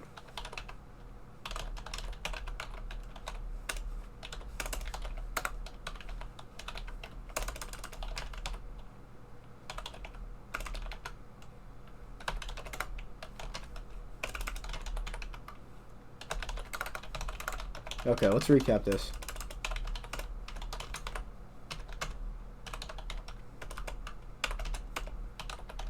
This is our completed phase 1 and phase 2 VPN config. And when people say IKE v2 is complicated, it's really only a few more commands than IKE v1, and there's more context sensitive help. And if you use the smart defaults, it's less commands. So this is the most verbose version of IKE v2 config. And it's the version that personally, I mean, I haven't taken the lab exam yet, but it's the version that I would expect they would want you to know in the lab. They're probably going to purposely do things that won't allow you to use smart defaults so that you know how to manually specify this stuff. And personally, I wouldn't use smart defaults with stuff like FVRF because depending on the platform, I don't know how it's going to react because, like I said, I've seen some instability and some inconsistency with how the different platforms react to the data plane forwarding of FVRF packets. That's just what I've seen. So now that we have that done, luckily we only have to do this once. This is literally copy and paste.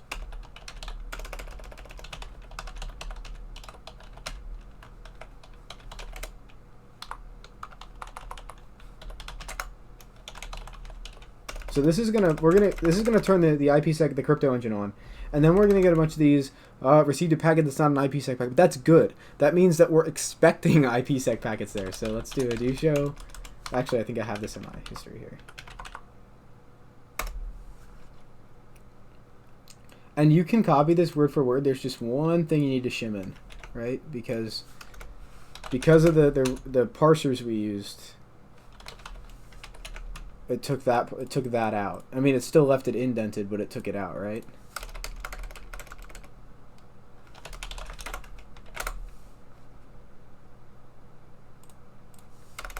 We should see our EIGRP sessions drop now too.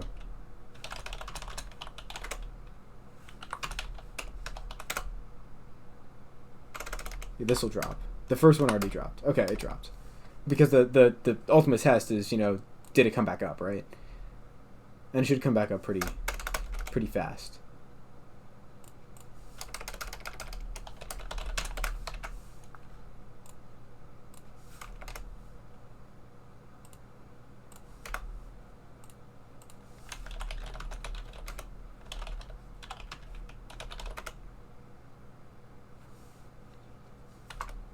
So it looks like we're waiting for the IKE exchange.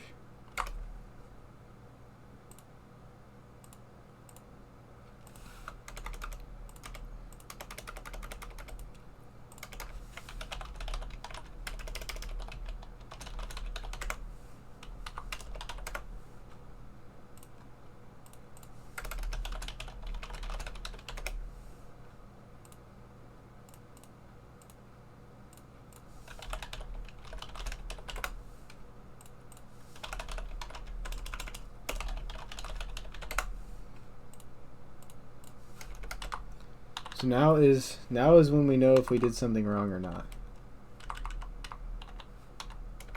Which it is very possible. It's very, very possible.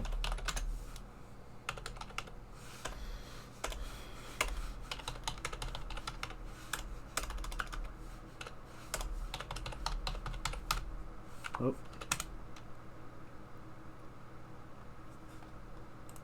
So what I would encourage you to do, if you're in this situation, because I'm in this situation right now, I really think what I did was correct. Oh! No, it isn't. I forgot the most important part of IPsec. I forgot to define a keyring, guys. Okay. Okay. We got nothing to encrypt the traffic with. We got nothing to build a phase 1 tunnel with. I was thinking in my head, I was like, did I put a space after the key? And then I was like, wait, what key? I don't have a key.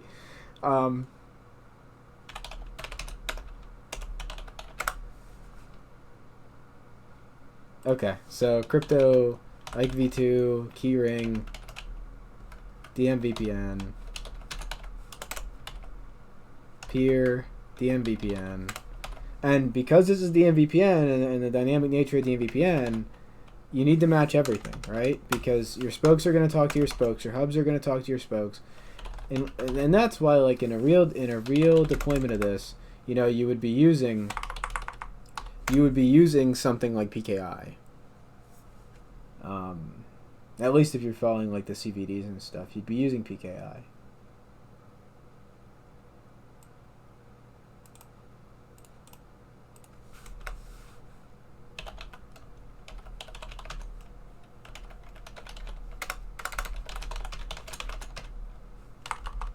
I hate typing that command.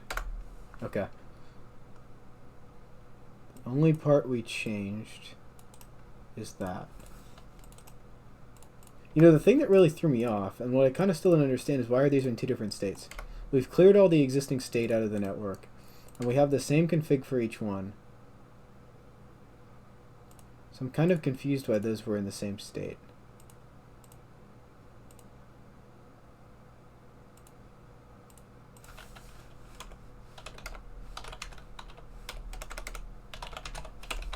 Okay, it's working now, and I expected it to work now. I was just confused.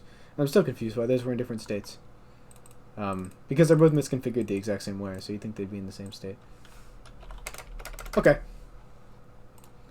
And now, because I don't hate myself, I'm going to save my config.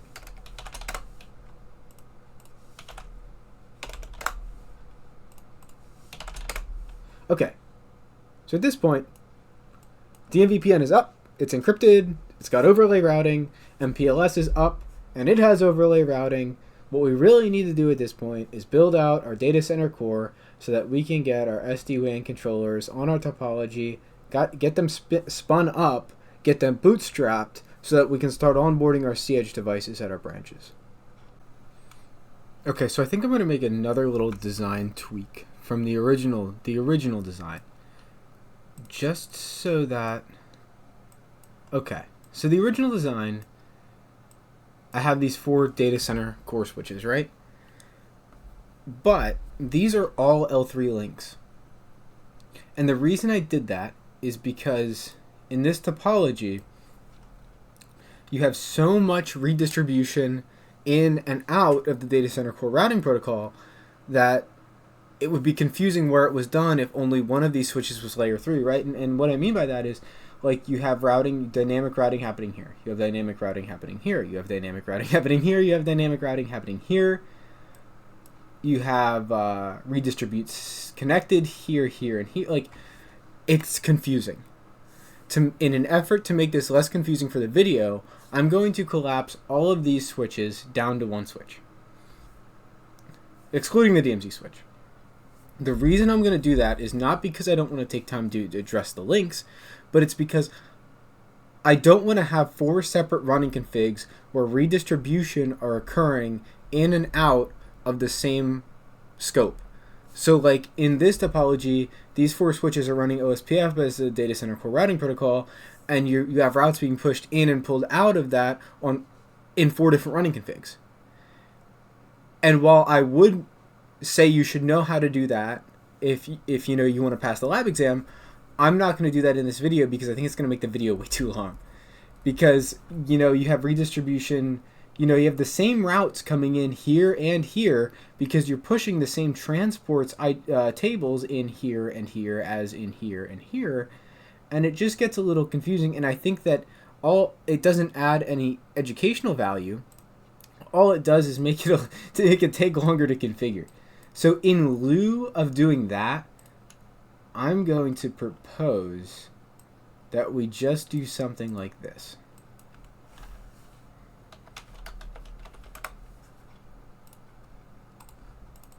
See how many interfaces to let me load this thing up to. Okay. I believe that is less than I'm using. So I don't think we'll have a problem. get that turned on. Okay. We're still gonna. This is still gonna. Don't get me wrong. This is still gonna be an L3 link, right? We're still gonna have routing occurring on this switch. We're just not going to have routing between 4 different switches, and that's also going to make labeling this a little easier because this was like the hardest site in this topology to label here, especially when we get to the SDA section. And I think what I'm gonna do is I'm gonna upload this video, and this video is going to be everything but the SDA. That way, if there's people that only want to watch the SDA video, they don't have to go through this entire video or skip around to get to the SDA video. Because to be honest, I think a lot of people that are going for their CCIEs know all this already. They know all the non-SDA stuff already. And the SDA stuff is probably why they're watching my videos. And maybe it's some of the SD-WAN too. But I want to sort of separate that out, and especially because I think that deserves a video in its own. You know, that's something that's done a lot less commonly than what we've done here so far and what we're going to be doing in the remainder of this video. So, while we wait for this switch to come up, let's talk about SD-WAN controller placement. And let's first drag them onto the screen. And before I forget,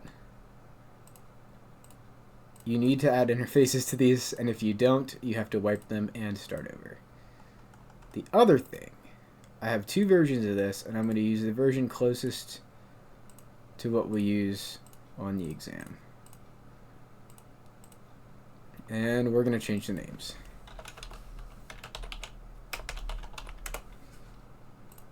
I'm not using the new names. I'm using the old names.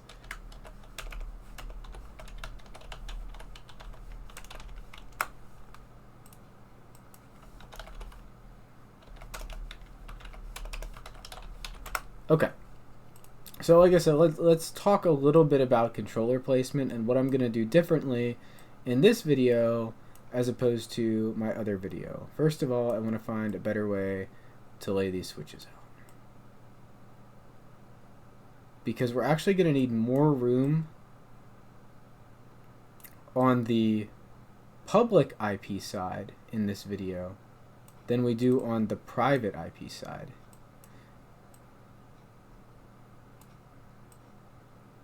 Because in this video, we are going to connect, like I said, let's contrast here.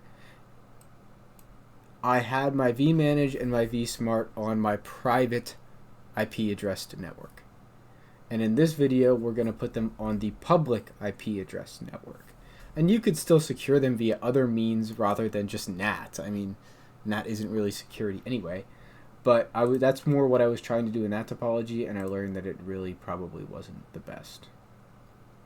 Also, I'm going to put all my controllers in one L2 domain. I know that might not be the most realistic thing, but for the sake of the video, we're going to put all the controllers in one L2 domain. In this other topology, I have them they're each on a point-to-point network.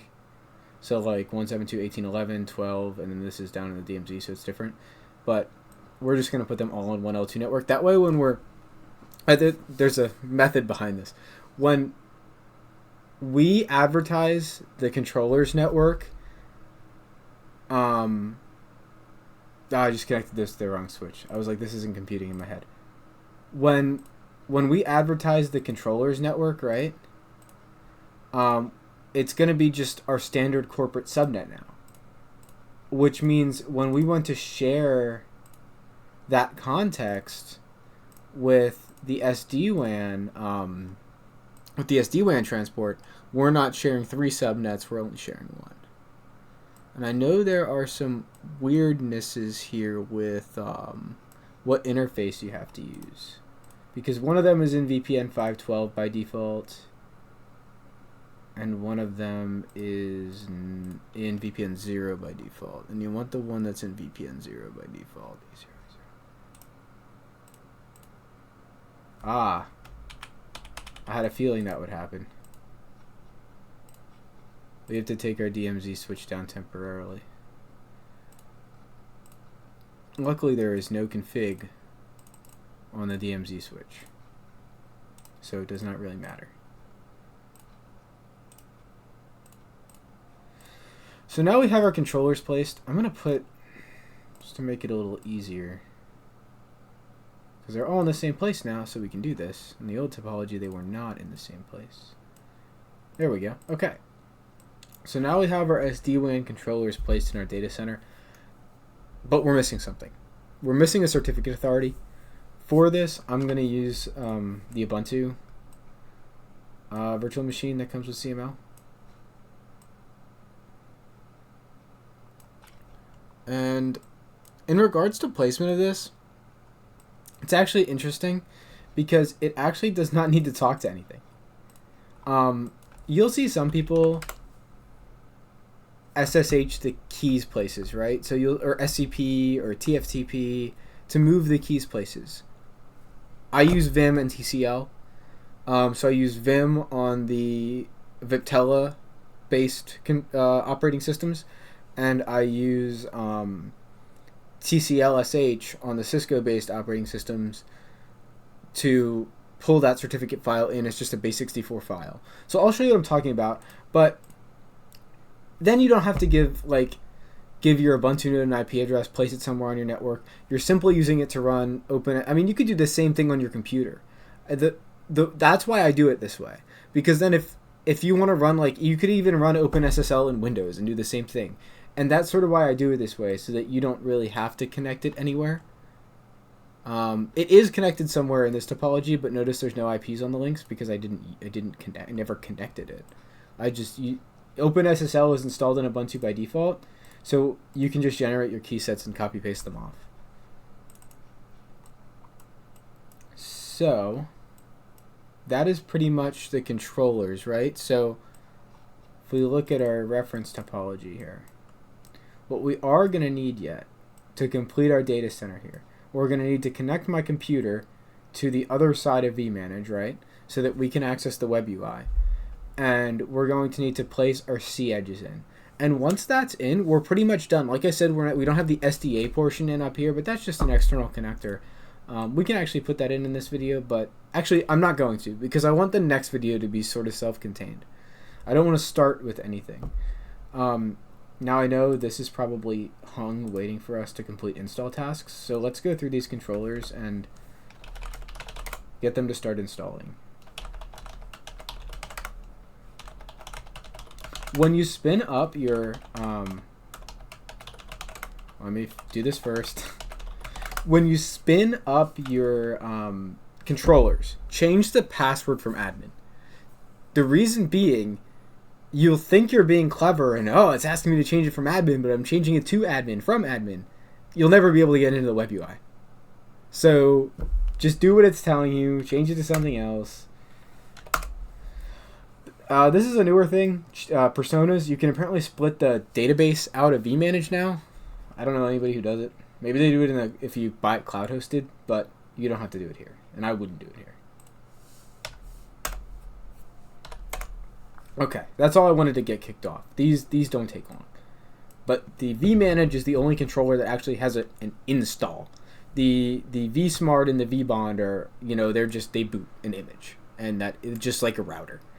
The vManage is the most complex controller. So while that's booting.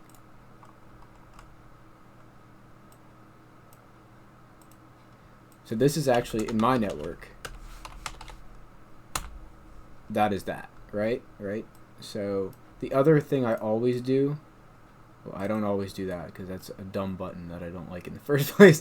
The other thing I always do is put an unmanaged switch right behind it, because clouds in CML can only have one port. So if you don't put a switch behind it, you can only connect one thing to it, which is kind of stupid. Because it's a Linux bridge interface, so why can't you connect multiple? It doesn't make any sense, but that's fine. That's really all we need to connect. We don't need to get into vSmart or vBond from our workstation. There's no real advantage to that. I'm going to let vManage install. While vManage installs, we'll get the key sets. we'll get the key sets generated so that we can install the key sets, but also we need to place our C edges on our topology. So we're going to use Catalyst 8KVs this time around. I used CSRs last time, right? So I used CSRs last time, and I'm going to stop using them. I like them better. They're a little bit faster, and they don't lock down the CLI right away. You have to do a hack I'll show you to unlock the CLI of the 8000V once you put it into controller mode. But this is what's on the exam, so this is what I'm going to have to use. So let's get these. So this is DC C Edge 1 and DC C Edge 2. Just make sure they have enough interfaces. They do.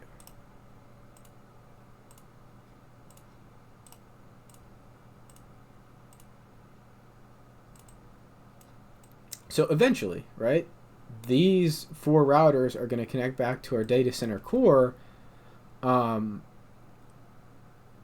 as their insides, right? Their inside interfaces to their respective transports. And then beyond our data center core, we're going to have DNA Center and ISE and maybe a web server to test connectivity to sitting back off the end there. So if we want to generate key sets, I will definitely admit this to you. The key sets in OpenSSL are the one things in this entire series that I'm going to be using documentation for. Because I'm not an OpenSSL wizard. I have no clue how to formulate these commands without looking through a bunch of documentation. And I really don't want to put you guys through that. So I have a OpenSSL guide that I normally use to generate the key sets. Okay, so I'm logged into the PKI box now. If you're following along one for one, the username and password is Cisco for the node definition for Ubuntu in CML. So like I said, not an OpenSSL guy. This is the command you're going to use. I can explain to you what they do. I just don't know the syntax. This is creating your private key for your root certificate. So now we have the private key, which we don't need to send anywhere. That's by design supposed to stay here. But then we're going to create our public key, right? So US, state or province. None of this really matters. What we do need, though, is we need our org name in the certificate. And because I'm using the same org name as last time, I'm going to find that quick and I'll be right back. Okay, I did find my org name. You really don't want to screw that up, because if you screw it up, you got to start over or go into smart licensing and pray that the org name isn't taken. I believe this is the only field that actually has to contain the org name, is the organization name field. I put it in more than I have to because I'd rather have it there, and it won't care. Okay, so now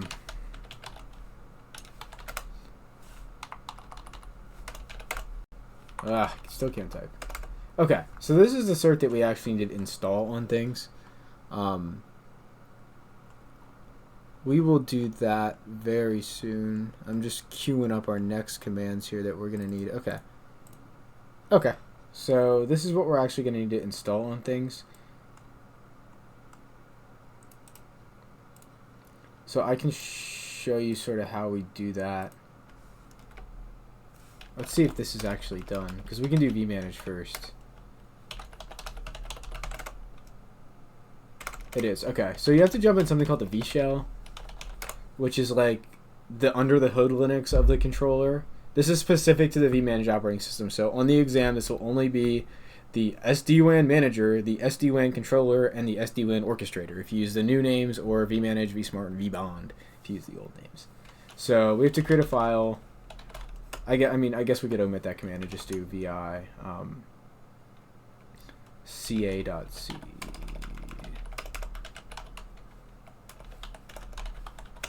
So we have to create a certificate file. So ca.crt. And then we have to put the, did I copy that? Yeah. We have to put the contents of the cert in there. I'm going to make this a little bigger. I don't think that worked right. Hold on. Hold on. This happens sometimes when you resize the windows after you open the console sessions.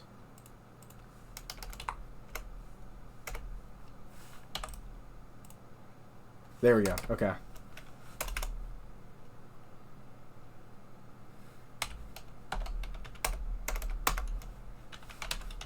Just want to make sure. That wasn't very assuring. Okay. So our certificate is here. So this is a two-step process, and this is a two-step process whether it's Viptela OS or Cisco OS. You got to do it. You got to do it either in two steps on both platforms. So now we put the certificate file on. It's going to be in admin home. So because that's where we are now, right? We're in admin home.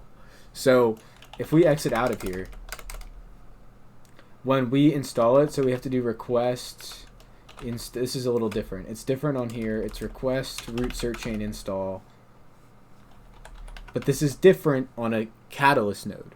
So this is the way you do it on your controllers, but this is not the way you do it on your edges unless you're using legacy V edges. So request root chain install. So now it's /home/admin/ca.cert. There we go. So now that the cert chain is installed, so now we have to do that on our other controllers, which I don't even think we've logged into yet.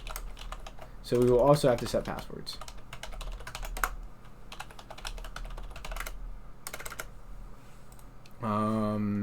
vshell again, so we're dropping into the Linux shell, and then we need to make that file ca.crt, and if you name it the same thing, it's smart because you can rename you can reuse the commands. This is a text editor. It's called Vim. Surprisingly, Vim is so complicated that I probably couldn't explain it in this video. So all you have to do is when you start Vim, you have to hit the I key to insert text, paste the certificate in, hit escape, :WQ, and WQ is write and quit. Okay, so now we're back in vSmart, so request root cert chain install /home/admin/ca.crt. One more controller here.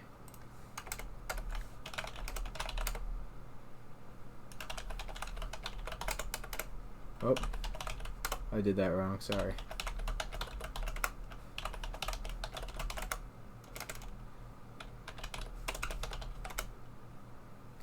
I'll save you the narration this time.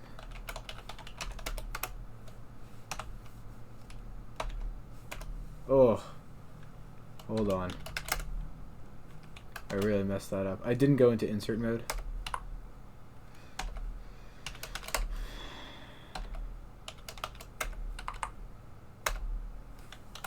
Before I pasted.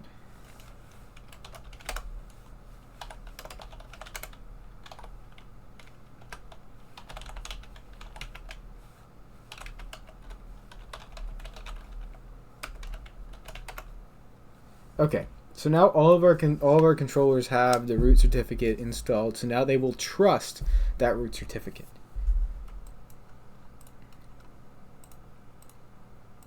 I'm not going to go into detail on why. I mean, if you want to know why, to be honest,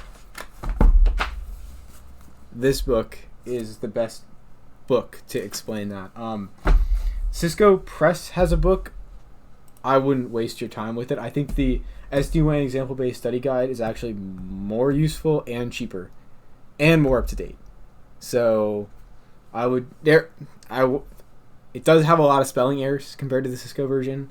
And it has a lot of like little errors that should be corrected, but it's still a much better book than the original Cisco Press book.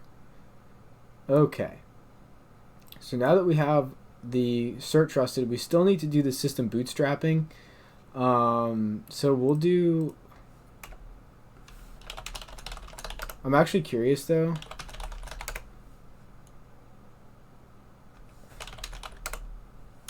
if we chose the right interfaces by default.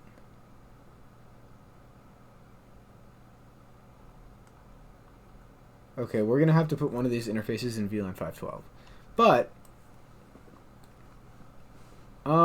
before we do that, let's do a basic bootstrap config on each one. So let's drop into config mode, and we're going to go into system mode to configure the system, and we're going to do org name SD-WAN Eve2. So this is going to be whatever organization name is in your serial file that you download from Cisco. So it needs to match. If it doesn't match here, you're going to have to start over if you do it in vManage and you save it in the GUI, because there's another place in vManage you put this as well. This one you can change, I believe. I've never had to, but I think you can. The one in the GUI you can't. Once you hit set, it's set. So just make sure you're doing that right. Actually, I'm going to do it all on here, and then we'll copy it to the other nodes. I'm just going to keep my site IDs the same from what I used last time, if I documented it. Yeah, so I made the controller site 100. You also need a system IP, which is sort of like a loopback. It doesn't need to be routable from the other nodes, but it's what gets put into the equation to formulate the TLOC. So when you're formulating the tunnel endpoint addresses, it is the I believe it's the first piece of data that gets put in there, because it's system IP, color, and encapsulation it's like a tuple that gets put together to form the TLOC. So I think I just made these. We can just do, as long as it's not existing, we'll just do 1, 2, 3 across the board. You also need the VBond address here. So even though you configure it in the vManage GUI, you need the VBond address here. So this would be a good time to actually document what our VPN 0 IPs are going to be, because we're going to need to know at least what VBonds is right now at this step. So make VBond 103. We'll make this 102. And we'll make this 101. Okay, so VBond is 100, 1, 1, 103. And then we'll do show run sys. Okay, apparently not. I forgot I was on Vitel OS.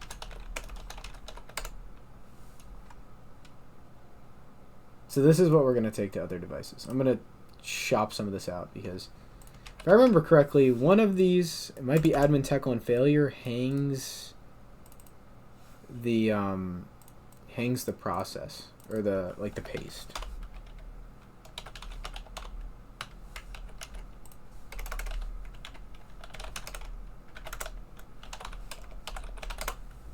Okay, so over to vSmart.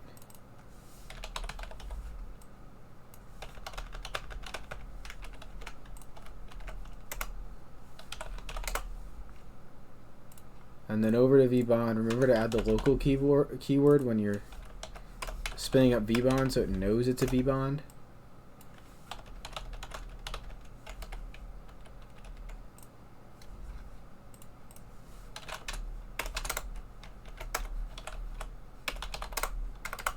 Okay, so now we have the system config bootstrapped.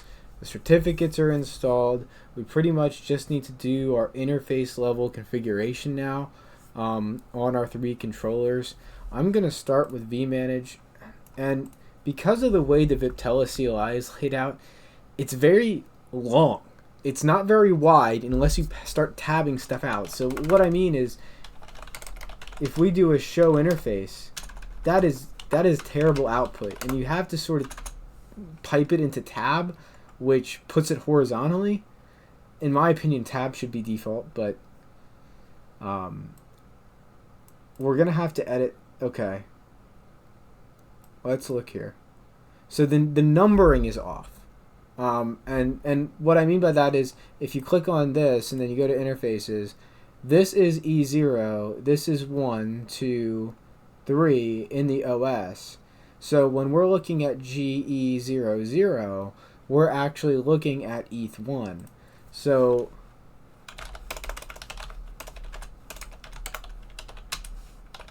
VPN 512 was the built-in management VRF in every Viptela OS device. So that's the interface we're going to want facing our admin workstation, or in this case the computer I'm recording on. So VPN 512 interface ETH, and this is all case sensitive, or at least you should treat it like it all is, because most of it is. I'm just going to let it get a DHCP address. I think it's actually DHCP client on Viptela, IP DHCP-client.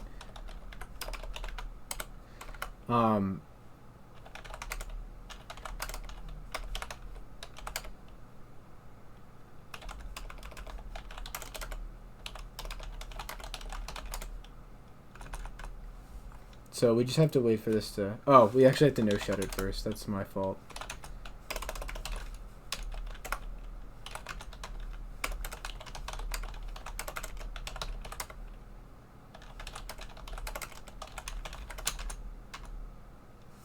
So now it's up.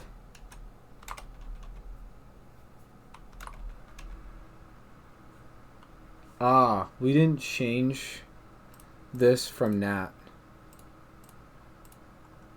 So we have to change this to bridged, or we're not going to be able to access the web UI.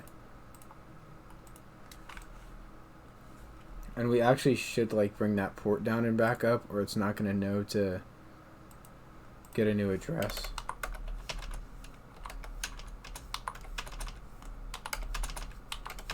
There we go. So now this we can access.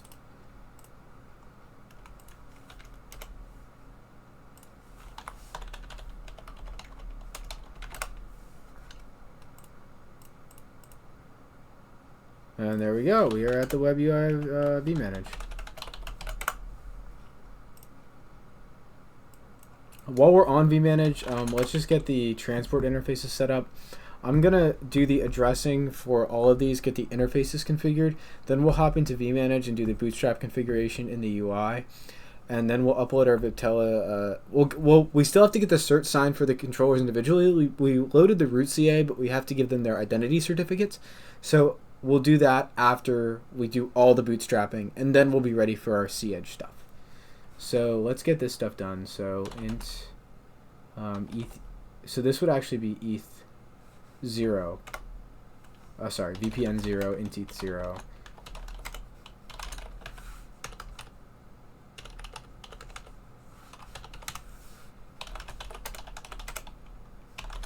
And then the routes go under the VPN. I actually like this better than traditional iOS or XE. So the routes go under the VPN here. So if we wanted a default route, we would put that under VPN 0 because VPNs are just VRFs. So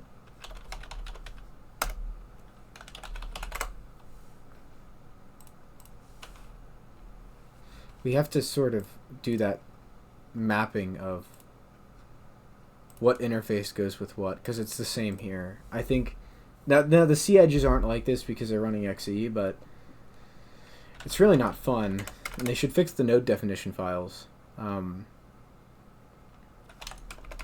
actually don't trust this. Hold on.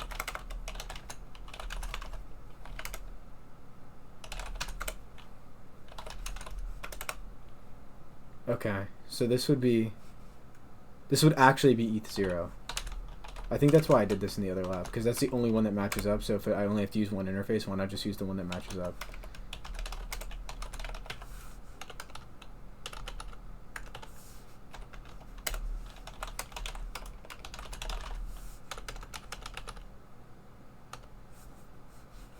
Oh, I skipped a very crucial step of defining a default route.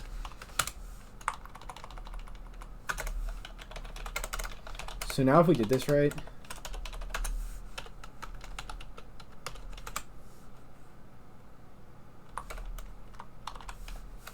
which means we didn't do it right.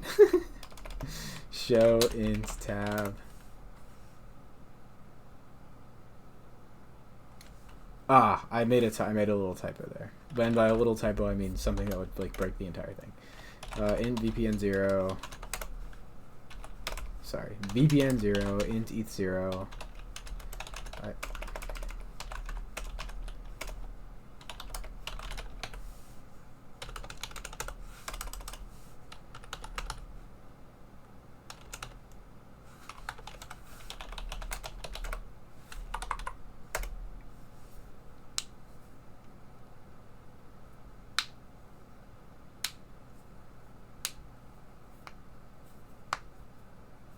That is not good.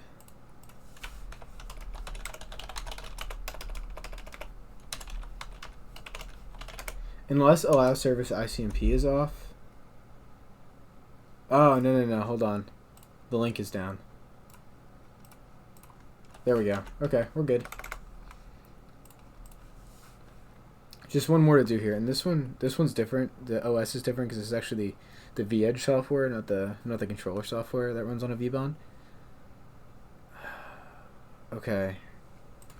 So let's do the mapping in our head here. Show int tab.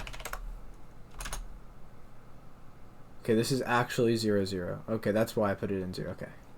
There was a method to my madness when I built the original topology for this. VPN 0 int GE00 IP addressed 100.1.1.103 24 shut IP route 100.1.1. I don't know why I keep doing that today. There's not a single platform in the world where you define a route like that. Okay.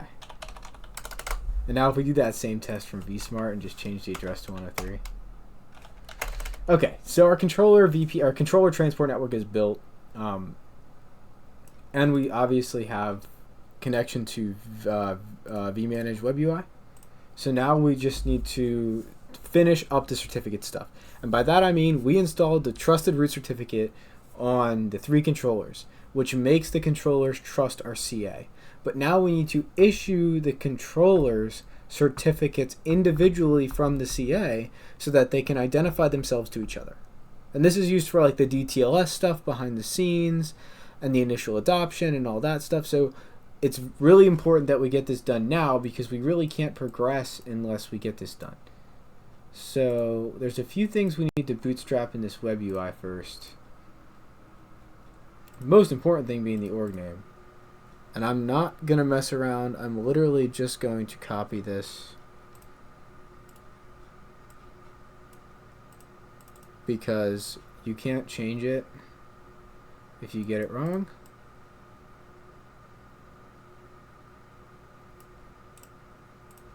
So I want to make sure it matches my serial file.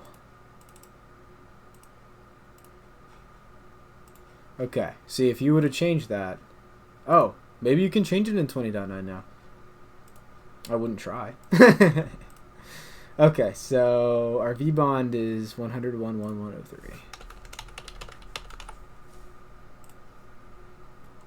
Some other stuff we need to change here.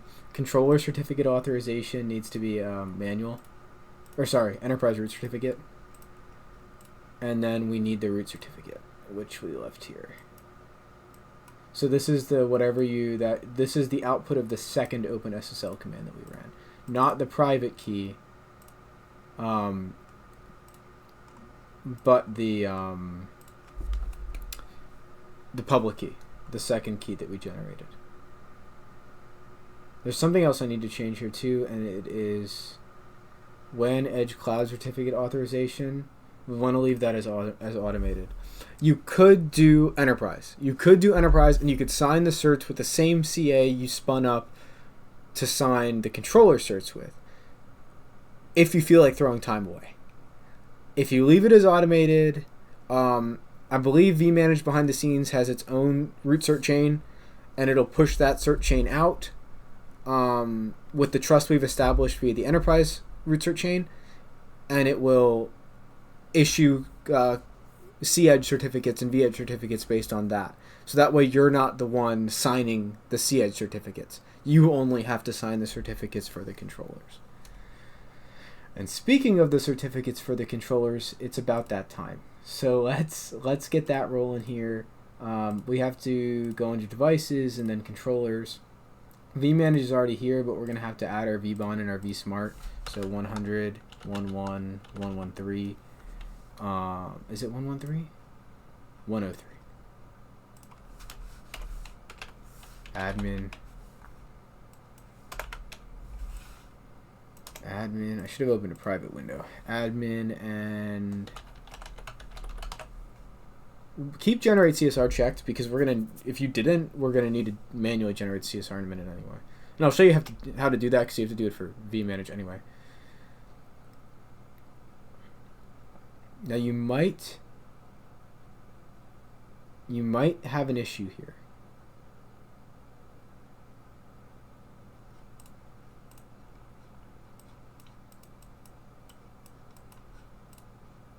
(101, 103).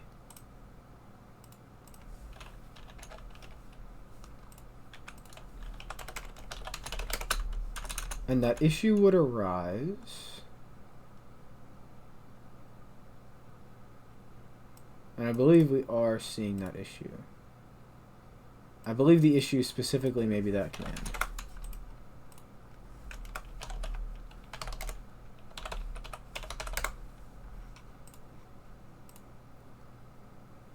Okay, before I yapped about it, I wanted to make sure it was true. You have to allow the communication inbound from vManage for the provisioning. I believe it uses netconf, and we weren't allowing netconf on the tunnel interface under our VPN 0 interface. So if you just do allow service all, it'll work.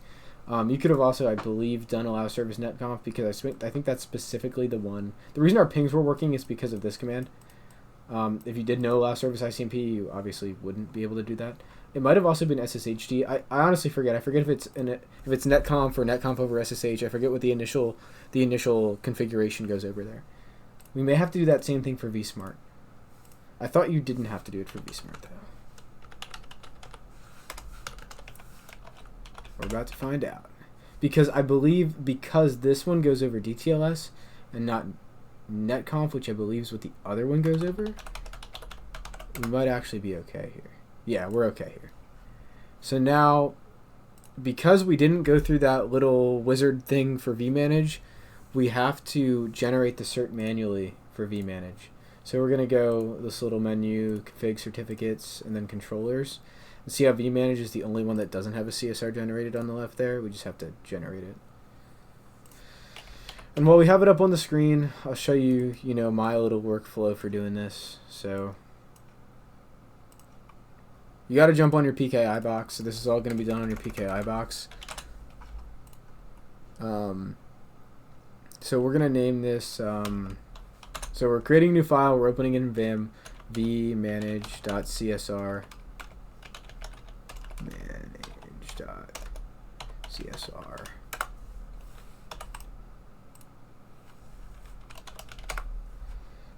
And I do it sort of systematically, so I'm going to pull all of these CSRs over and then sign them all and then pull them all back, right? So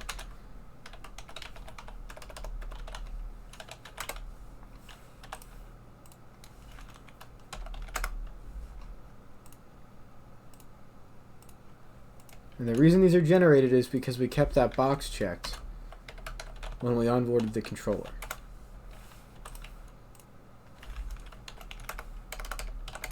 So now you can see these are the 3 files we just created. Now, okay, now I'm cheating. I'm going to admit to you. I told you I'd admit to you when I'm cheating. Now I'm cheating. I'm pulling the OpenSSL commands. So these are the OpenSSL commands that we need to run to sign those files, and with our CA certificate and our CA key, and output the .crt file. So you can actually paste all 3 of these in at the same time. And I'll give credit where credit is due. I found the article that I pull these from every time, and it is this guy's article, which is like the newest that I have found article on how to do this, and it's what I used the first time I did all this. That's where I go back to get the OpenSSL commands out of each time. Now if we ls, we'll have these 3 files, which is what we need to bring back, so that's not what I wanted. So we actually don't even need to open them. We can just print them out to the terminal line. So you want to make sure you're copying the one that ends in CRT, or it's not going to take it, because then you're just giving it back what it gave you. Oh, sorry. It's actually up here, because it'll match it up automatically, so you just have to keep hitting that button.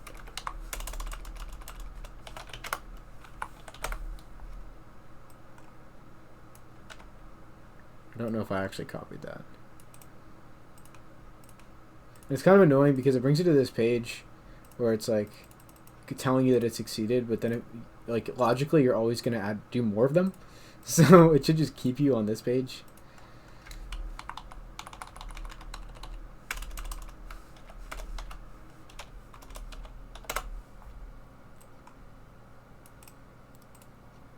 I mean, these are always going to succeed unless you copy to like the CSR accidentally instead.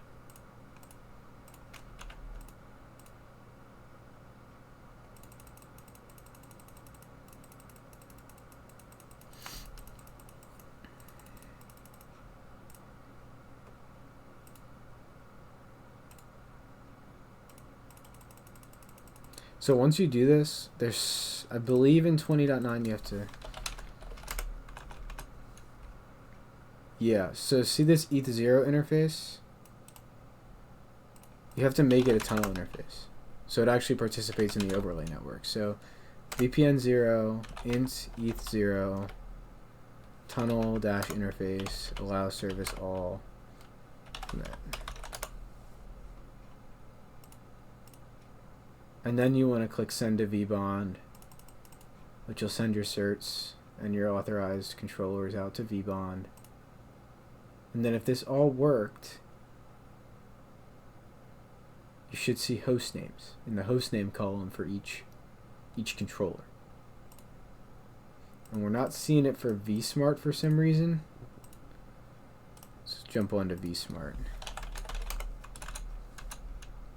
It's because we have the same situation here, right? So we don't have a tunnel interface under our transport VPN. So in ETH0, tunnel interface, allow service all.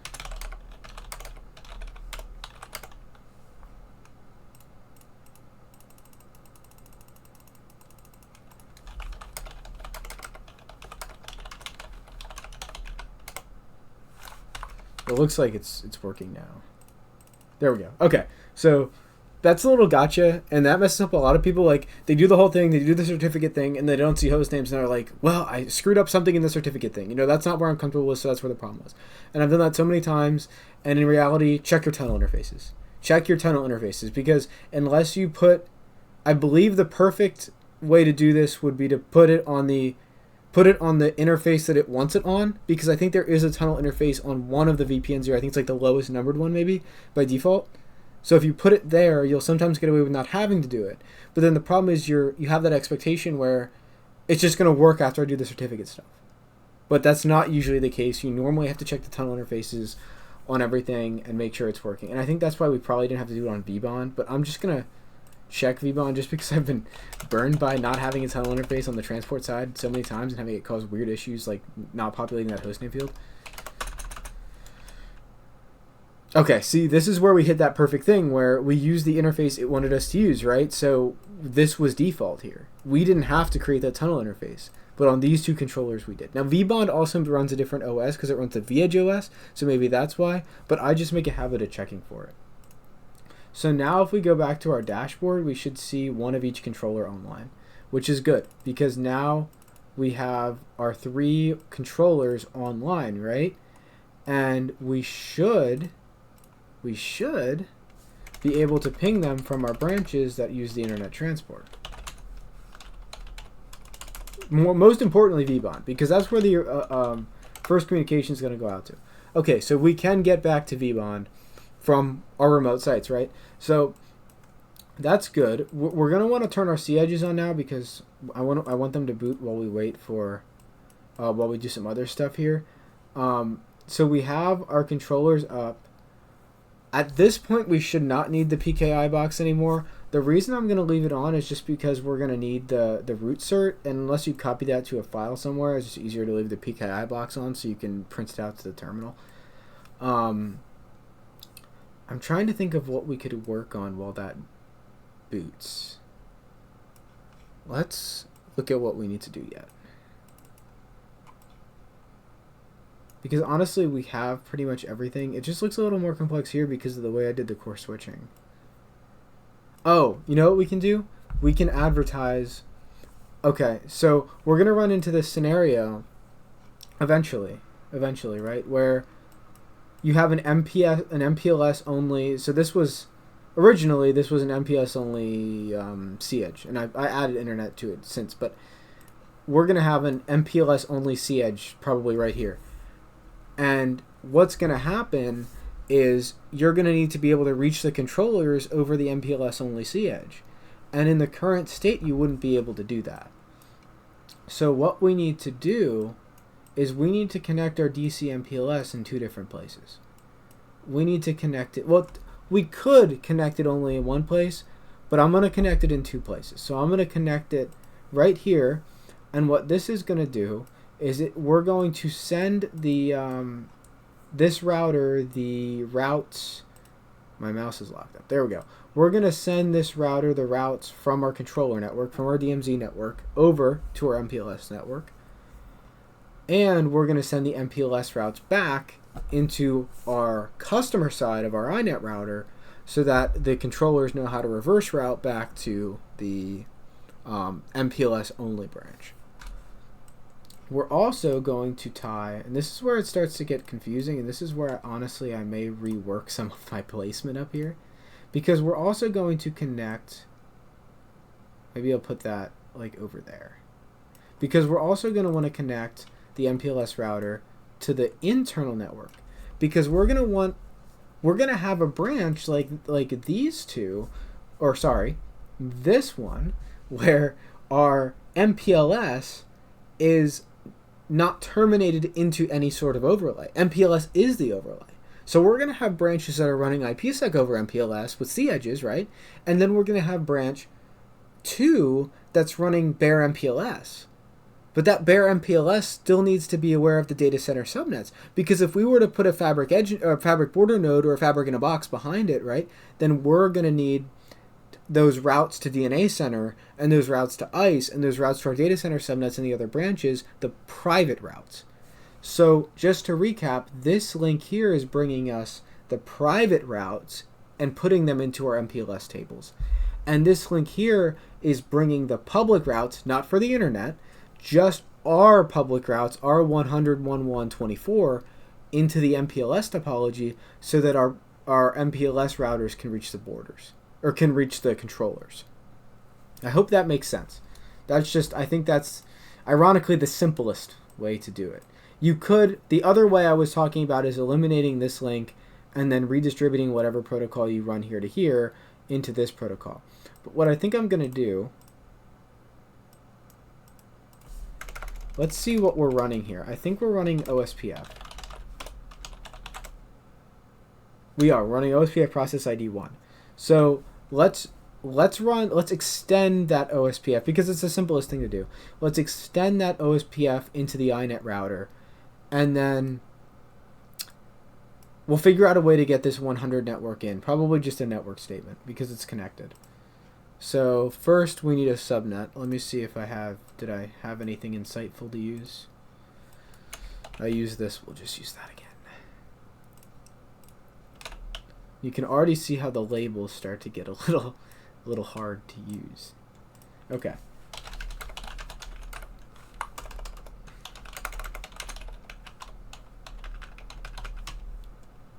I'm actually going to make this side dot too.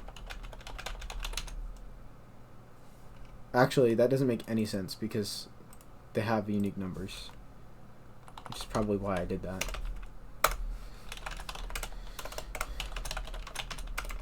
So by extending the OSPF like this, we're going to natively be able to just take the routes from the MPLS domain and send them to the iNet router, which is kind of what I wanted.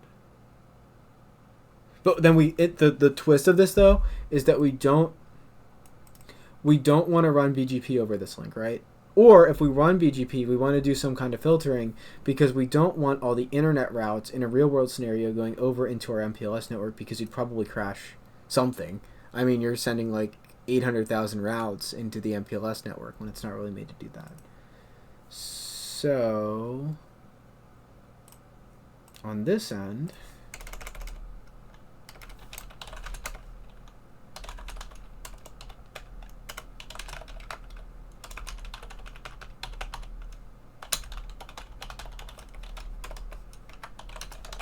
am I running OSPF on here?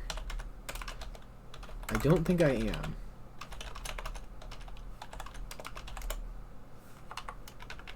I'm not. Okay.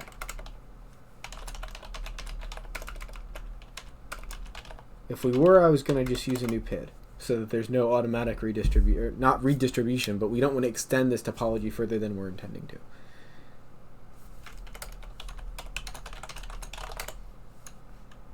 Now what I want to verify here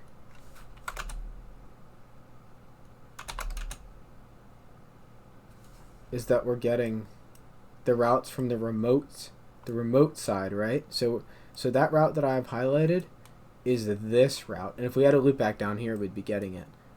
So that's good. So now what we haven't done is publish that network into OSPF.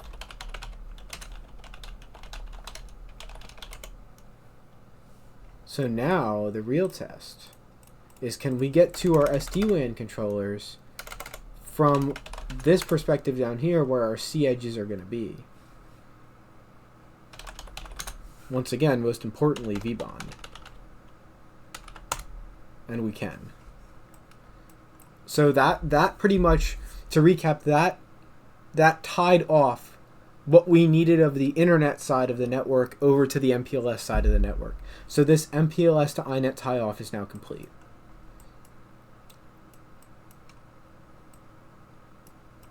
So we're probably at a spot where we should upload our WAN edge list. This you have to get from Cisco. I won't yap about it too much because it's been well documented. Some people are telling me it's not free to get anymore. And I don't know because my Cisco account is a little bit different. But some people are saying you can't just go create a free smart account and get one of these files anymore. Which would be dumb because then what's going to happen is people are just going to start sending them to each other.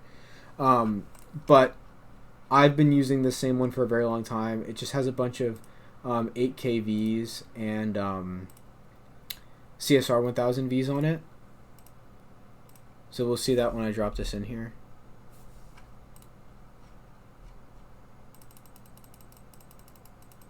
I don't even know why I'm waiting for this. There's a 0% probability that it's going to fail.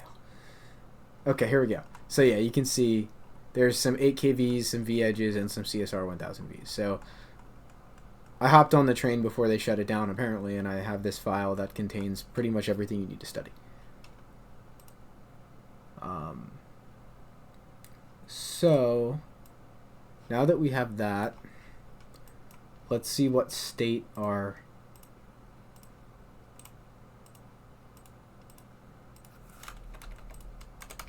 C edges are in.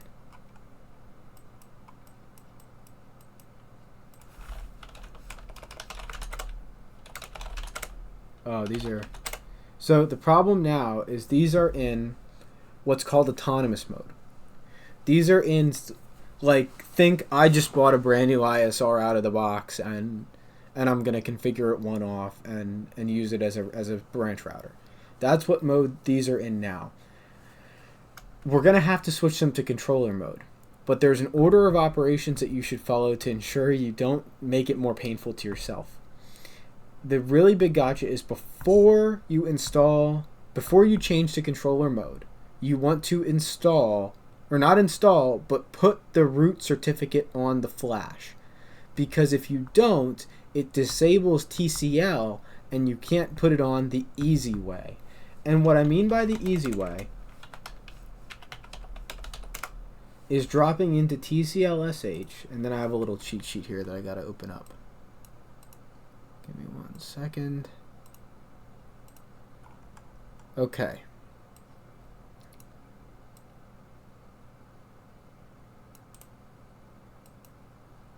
So, you run this command. It essentially creates a new text file, and the contents of the text file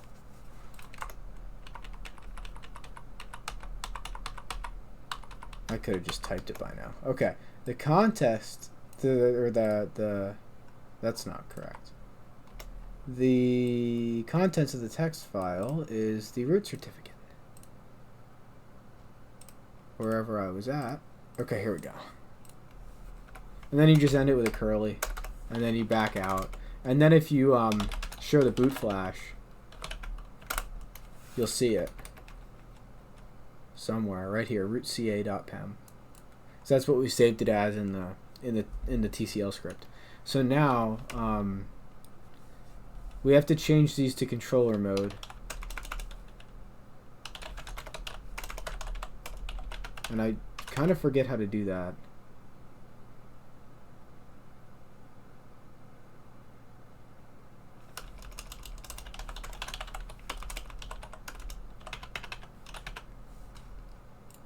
Told you I'd be honest when I'm looking stuff up. Boot CAK into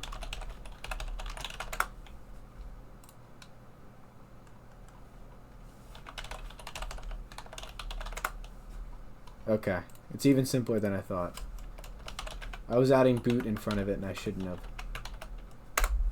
So that's pretty much all you have to do. Controller mode enable.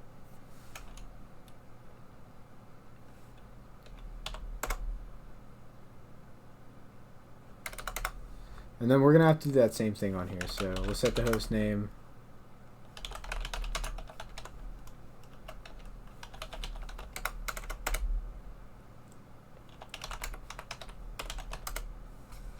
And then we'll take this command. And then we'll take our root cert. Close it out. And then controller mode enable.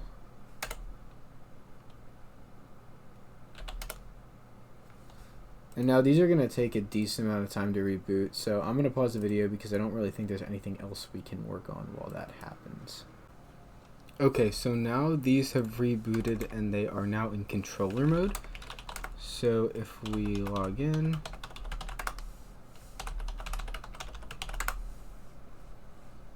so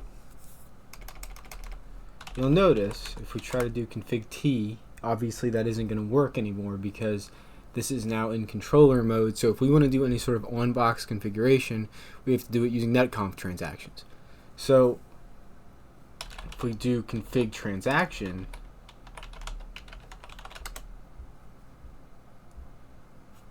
you'll get the net. It's basically a CLI wrapper on top of netconf. Let me show you. This is the bootstrap configuration for the last lab that I used. So we'll sort of break this apart piece by piece and paste it in piece by piece.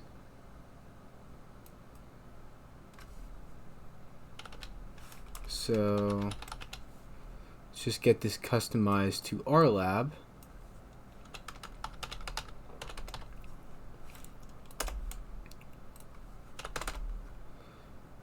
Okay, so this is doing the exact same stuff as the system block of config was doing for our controllers, right? Because these are all the same parameters.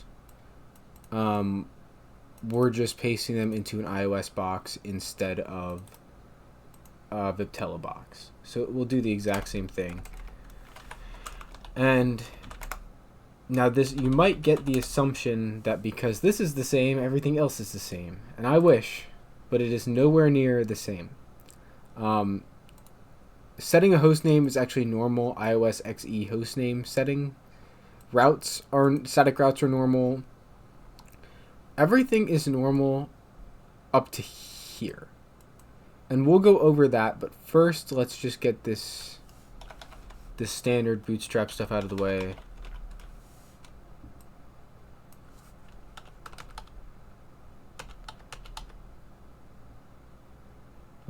I guess we'll make these 13 and 14.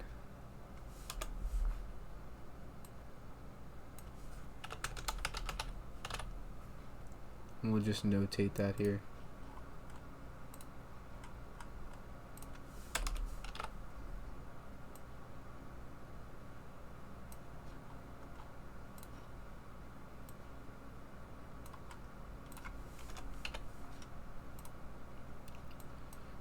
Okay.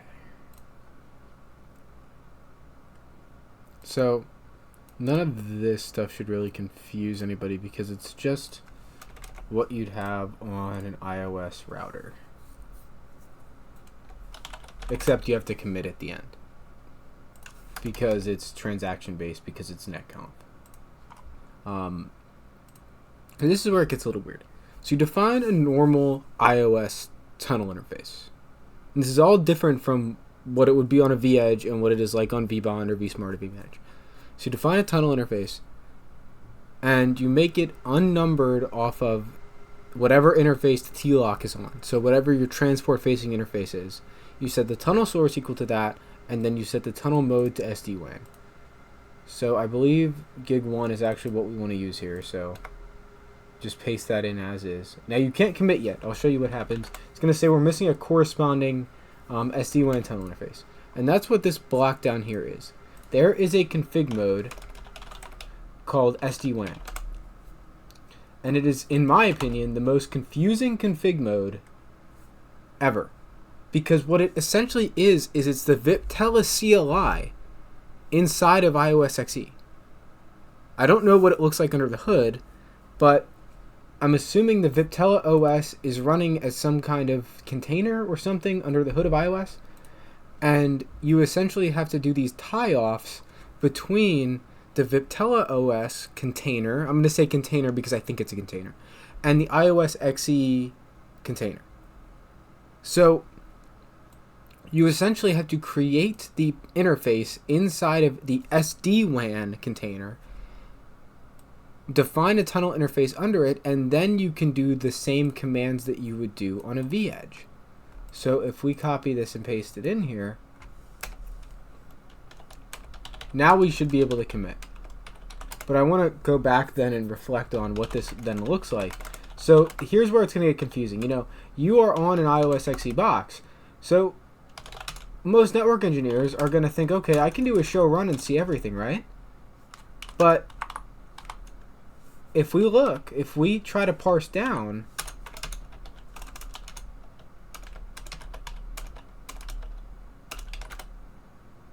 where's all that stuff we just typed in? Where is all the stuff that we typed in aside from that one command, right? So what you have to do is show SD-WAN, run SD-WAN. And this is one of those things where I said I think it's really confusing CLI, and it's really just they sort of band-aided iOS XE and Viptela vEdge OS together, and then there's these weird tie-off points where you have some OMP stuff in here, and you have some OMP stuff in XE, and then you have some interface. So basically, all your normal iOS stuff is configured in config transaction. And then whenever you want to do something specific to the SD-WAN transport, you go into the SD-WAN subconfig mode. Now the nice thing is, most of us are going to be abstracted from this because we're going to be using templates. But to do the bootstrapping is very, very confusing. Now that we've gotten this far though, we can do request platform roots. Sorry, this is another difference. Request platform software SD-WAN, root cert chain, install, boot flash, and then I believe he called it rootca.pem. This is the equivalent to request root cert chain install /home/admin/ca.cert. that we did on the controllers. This is the equivalent on XE. Once again, because we're requesting from the SD-WAN container instead of requesting from the actual OS on the device. And it does take a little bit, because if you actually look at what it's saying, it's somehow copying the cert out of the iOS container and then into the SD-WAN container. It's really confusing. And I apologize if they're not actually containers. Maybe they're not containers, but that's my understanding, is they're two separate instantiations of an OS, and they just talk. But I haven't been able to, they really don't publish anything about that. So we've installed the root cert chain. Now we actually have to register our C edge with vManage. So let me see, I do have vManage up. So what we're going to need to do, I'll save that for the other one we have. What we're going to need to do is find one of these that's a Catalyst 8KV and generate the bootstrap config. Only because we need to pull the UUID and the OTP out of the bootstrap config. We don't actually need the config file, but we just need those two variables from it. So now we can do request platform software SD-WAN vEdge cloud activate it's chassis number, and then we paste in that first value. So we paste in the chassis number. This is all because the virtual, we have to token, the virtual vEdge operating system that's running as a guest in iOS XE doesn't have a hardware identifier because it's not hardware. So this is how we tell it what hardware identifier to use. As soon as we do this,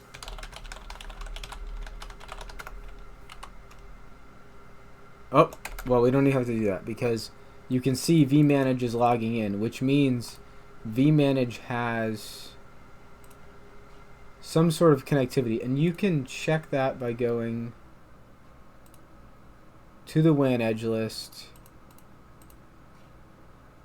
It has the host name, which means it can talk to it, which is good. To see if the actual data plane stuff is working, we need to get CEdge2 online and get some, and see if the BFD sessions come up between the TLOCs.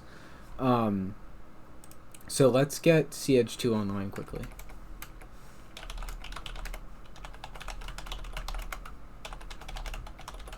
I might have typed that wrong. Yep.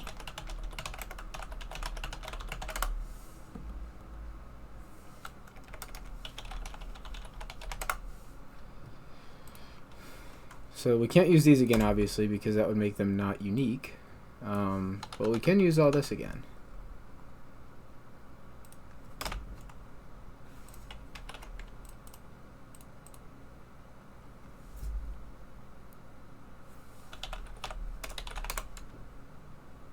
We also have to remember to install our root certificate.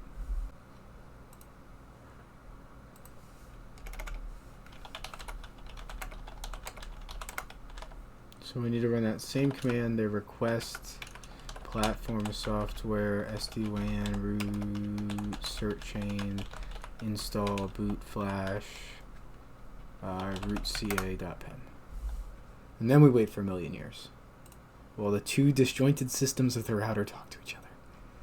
And then we need another UUID. Make sure we grab one for the 8KV here.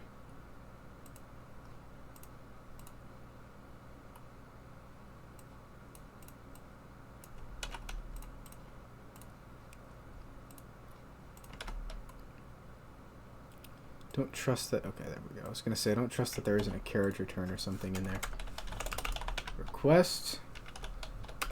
I know I sort of shortcutted this command last time, so I'll tab the whole thing out this time. Request software, request platform, software, SD-WAN, vEdge cloud, activate, chassis ID, chassis number, token. So this is essentially a set of credentials, a UUID, and a one-time password that the vEdge cloud uses to identify itself to vManage. Oh, we didn't change the host name. That won't be. I mean, I don't think that'll be a problem. I think it'll still, but we're gonna change that now. Because the primary key is really the system IP.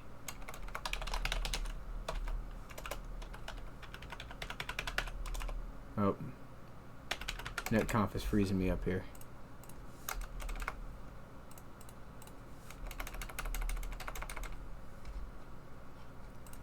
There we go. Should probably stop pressing keys. So I think I'm just messing it up more. Hostname DCC Edge 2. And usually right after you commit a change, you'll see, I think there's some sort of trap that gets sent to vManage. Yep. So there's some sort of trap that gets sent to vManage when that happens, and then it's telling vManage to log in over netconf to see what the change is to update its configuration store. So now let's take a look. You can see our two edges in here. And to verify connectivity, you can go to real time.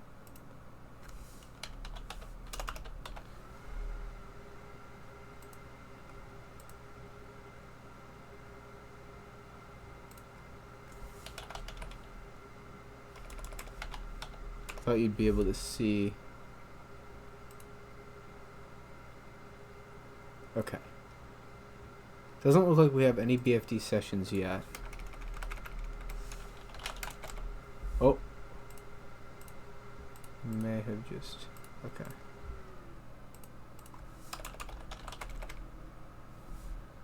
Let's go here. Show SD-WAN. So the BFD process in SD-WAN is actually different than the global iOS BFD process. I think that's one of those other side effects of these being two disjointed systems running on the same box. So let's look at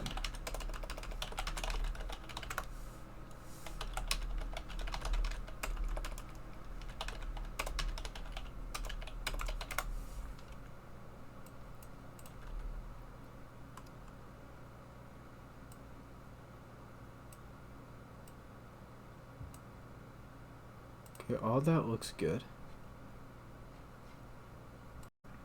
So I'm sitting here and I'm waiting and I'm trying to figure out why there's no BFD sessions, and I'm forgetting the golden rule of the SD-WAN tunnel, how the tunnels are built, right? So we made both of these C edges have the site ID of 100. In doing that, we told them don't build tunnels to each other, because V edges or C edges will never build tunnels with routers at the same site. And these are the only routers in our topology at the moment. So this is expected behavior. I think we're functioning as normal. We're just not going to see any tunnels yet until we add some other C edges. So speaking of adding other C edges, how many more do we need? If we're matching up this topology, we don't have to completely match this topology, but it worked good, and I know the resource constraints aren't that bad, and our CPU does go red a little bit if we use the same number of devices, but it does run pretty well. So it looks like we need 1, 2, 3, 4, 5, 6. So we need 6. So we definitely need, where are we at here?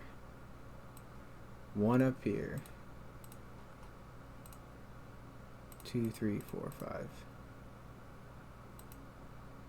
Okay. To worry about my disk space a little bit, because CML does not get happy when you fill your disk space up. Okay. So this one over here is the one that I was talking about. I think that's going to be our MPLS only CH site. The rest of these, I did a mix of, so iNet, iNet, iNet. Okay. So we're going to connect them a little bit like this. So iNet, INET,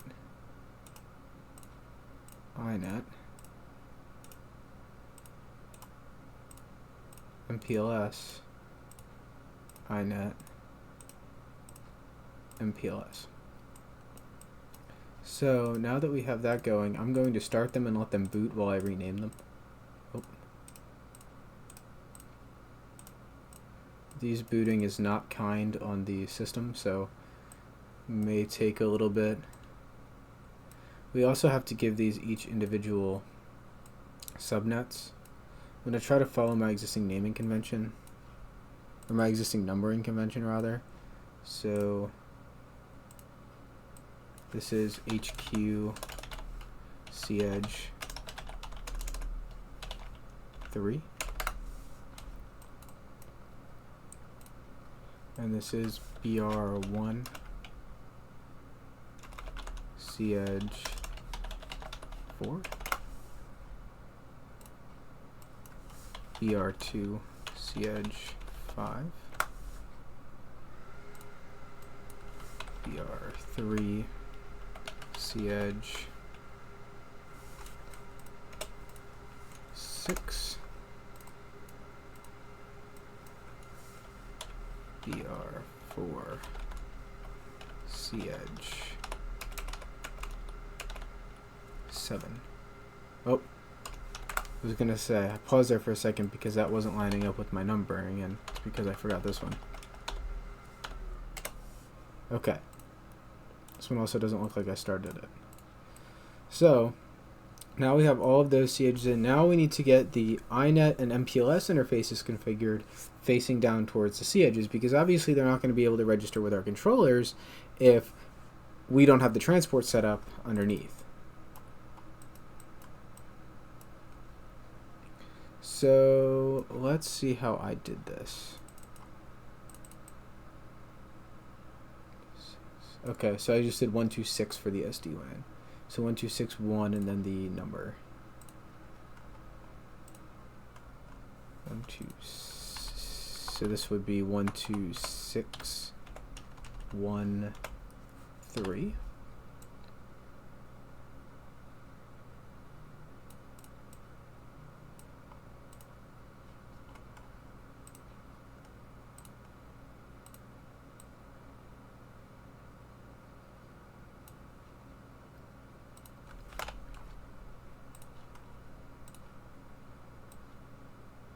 This is where it really gets tricky because you have so many links on the screen going so many different directions.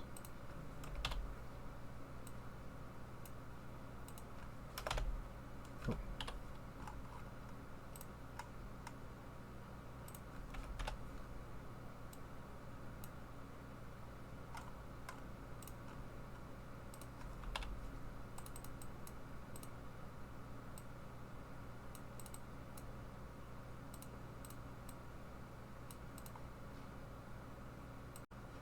So now this is always kind of hard. So we have all these overlapping interfaces, and we need to see which one we need to configure with which subnet. So I usually just click on them so I can see them on the right. So this is 03.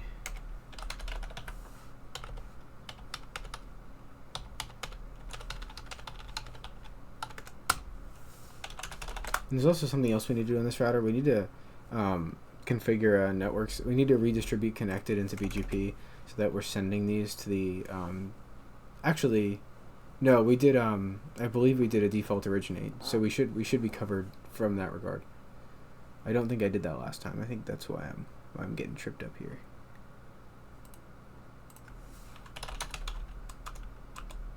I think I went in order, but I'd rather not address them all wrong and have to fix it later.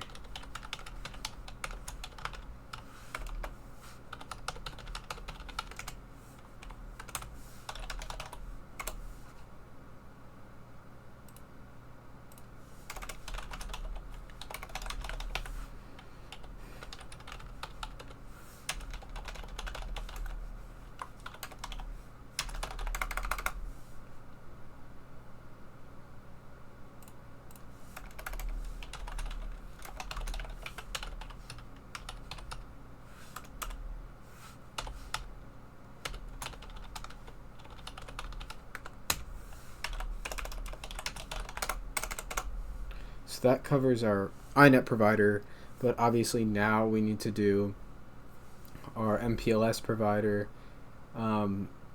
So we're going to do this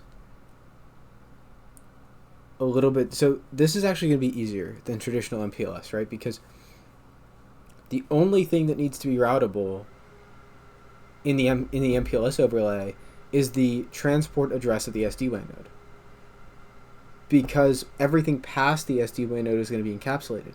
So you don't necessarily need to do any dynamic routing between your CE and your PE, because the only thing that needs to be routable is that transit network itself, which is already going to be redistributed in by your provider most likely. Or maybe not redistributed in, but a network statement. So in this case, the way we built our network, we can make it so that we don't have to do any dynamic routing on our C edges. Now, in the future, I may introduce some just so we know how to do like BGP on the transport side. But it's really no different than doing BGP on the service side, which we will be doing anyway because we'll be running BGP when we have a back-to-back SD-WAN and SDA border node. So we'll be doing that, a similar, very similar thing on the other side of the router anyway.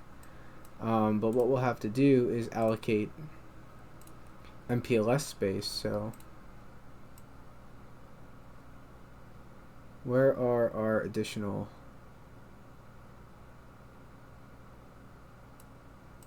this should not have been labeled. I don't think I set it. Well, I couldn't have set it, so.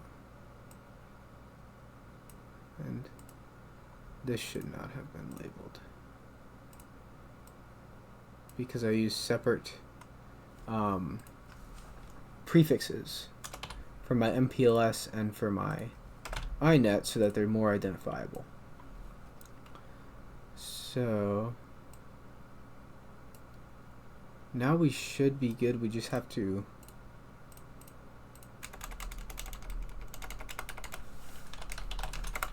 put our links in the right verf. So let's start with G02.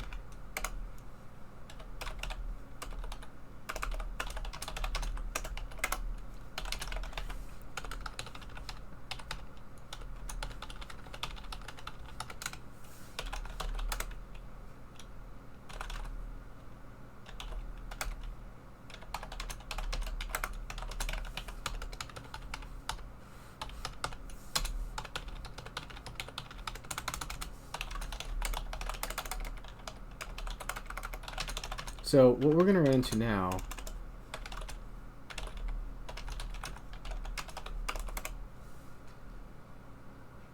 I believe anyway. Yeah, notice we don't see those in our tables for BGP. That's because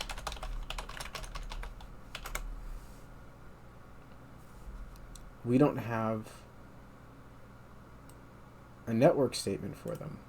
The easiest way to get around this is actually copy what I need to copy first of all. But the easiest way to get around this is to redistribute connected on your PEs.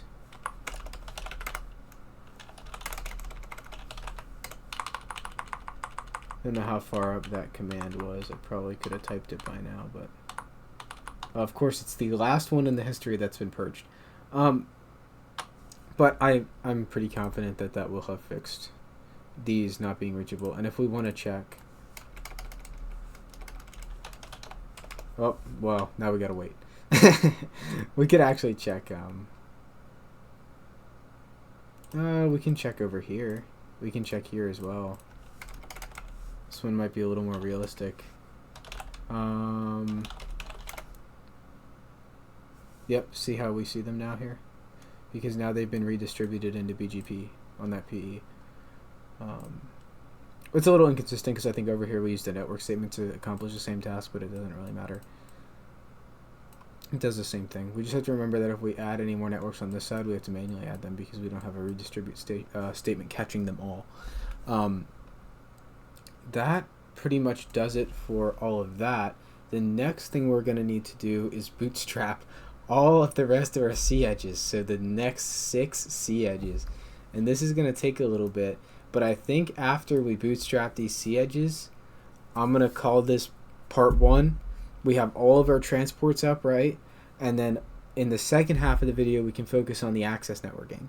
So we can focus on SDA and tying off SDA and SD-WAN, and we can focus on putting routers down here at the branch sites and redistributing our transport protocols into those routers or switches. We can do a little bit of a deep dive into the Catalyst 9kV, how to get that working in CML, and how to get that into the lab. And then I can show you how I connect my DNA center and my ISE into this topology.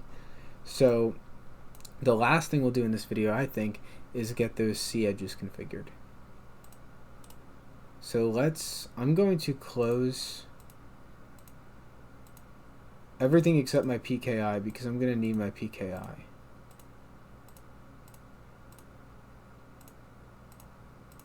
And then I'm going to open in order these new C edges that we need to spin up.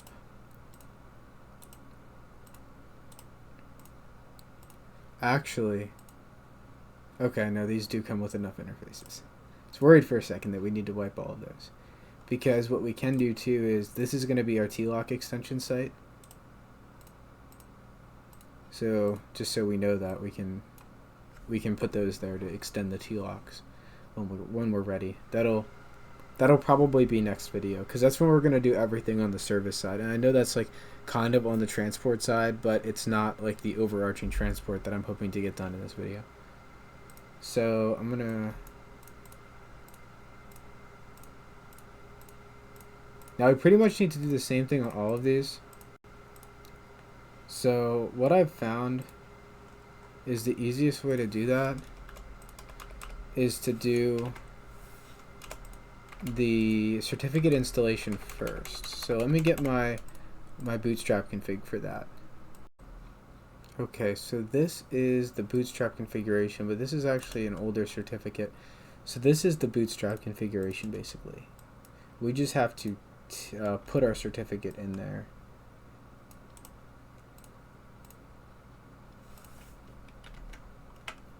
So this would be our bootstrap config.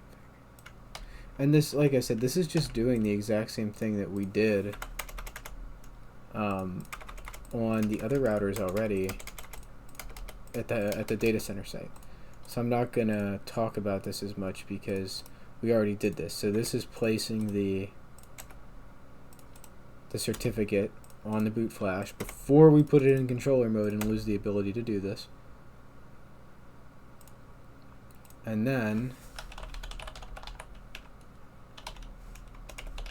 we flip it over to controller mode.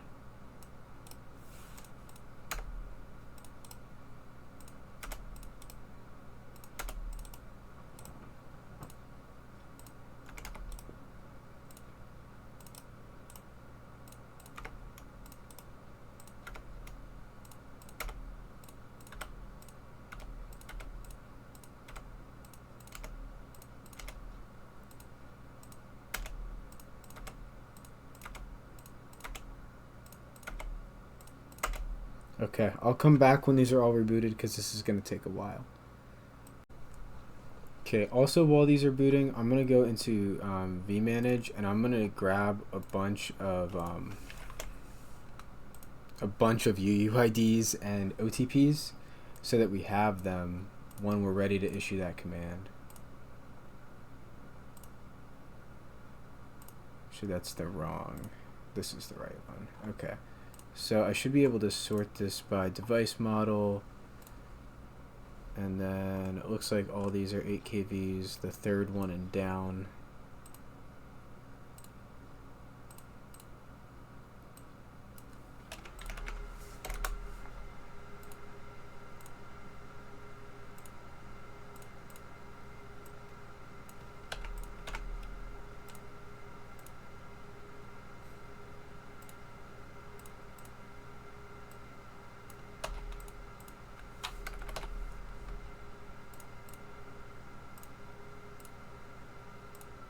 I believe we need 6 of these.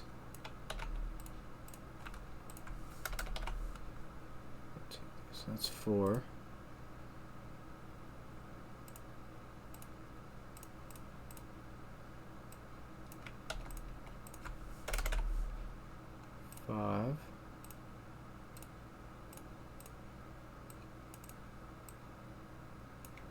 and 6. And then we're gonna need the code. We'll just write the bootstrap out to install the root certificate that we just placed on the boot flash. So that would be request software SD-WAN request platform software SD-WAN vEdge cloud request platform software SD-WAN root cert chain install boot flash boot it's root, but that should be enough. I think it's actually called like rootca.pem. Let's see where they're at. Looks like they are still all booting up. So I will be back when we can actually issue these two commands, and then we're going to need to issue the request platform software SD-WAN vEdge cloud activate chassis ID X token X. Looks like they're starting to come up. I know we have to change the password. I'm wondering if we can like script that out like this. Don't know if it'll let us do this. It will in fact not. Okay, we're gonna have to do this part manually.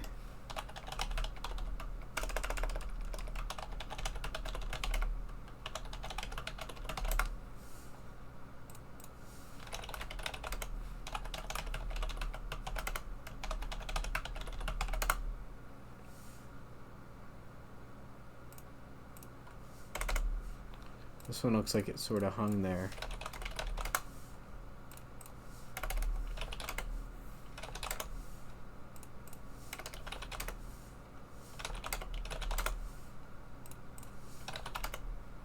Oh, that one I typed wrong. These are not fast once you convert them to controller mode.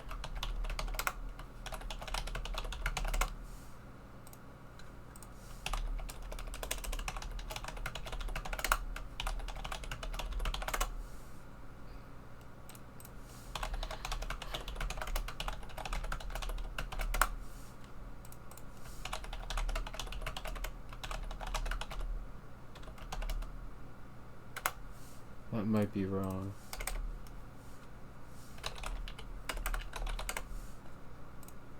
This is not fun, and it would be a lot more fun if they let you copy a bootstrap into it.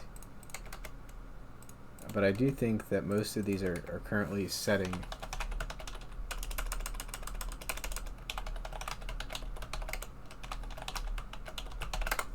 So I will be back when all of these are at the correct prompt. Okay, it looks like we are at the correct point on all of these routers to start issuing our bootstrap configuration. We're already in enable mode, so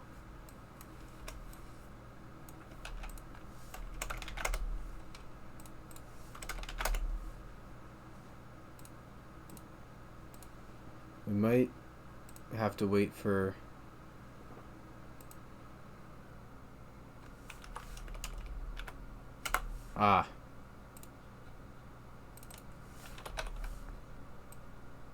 it's my own fault.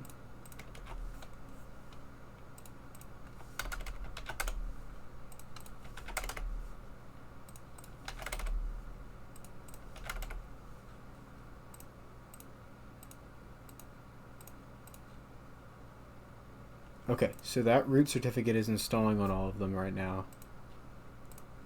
Now we need to build this command for each router.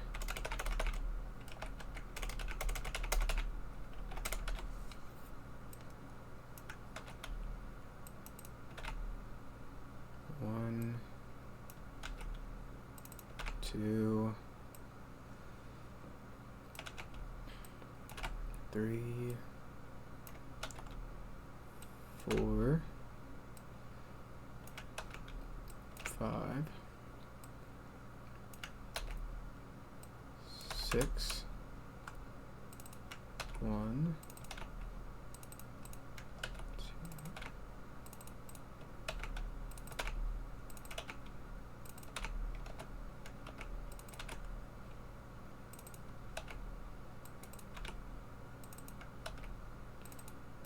Okay, that was a little tedious, but now we can just paste these commands right in. So if we split screen,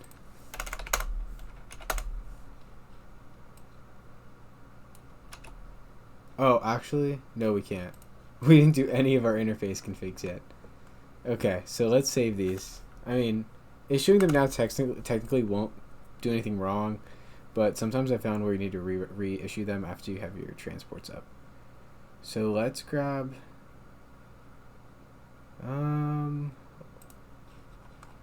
just so we don't have to do all of this again, let's go to one that we did already. So let's go to DCC Edge 1.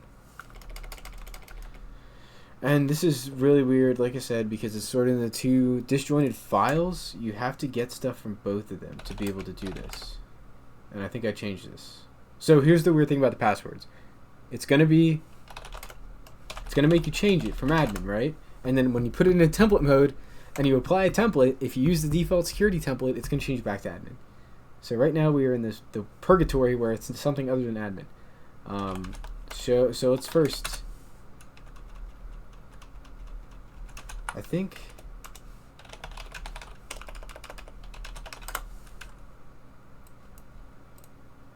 so we're definitely gonna need this section.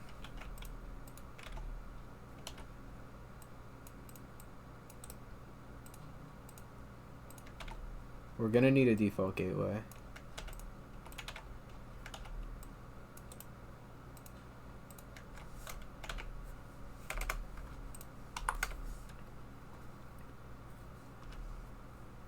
There's not much that we need here. I mean, we're gonna need to configure our I need to stop doing that.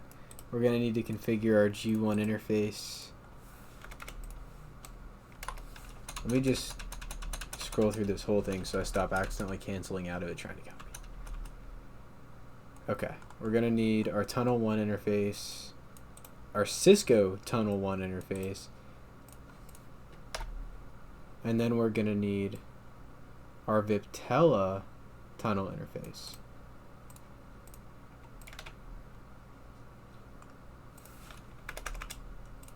Okay.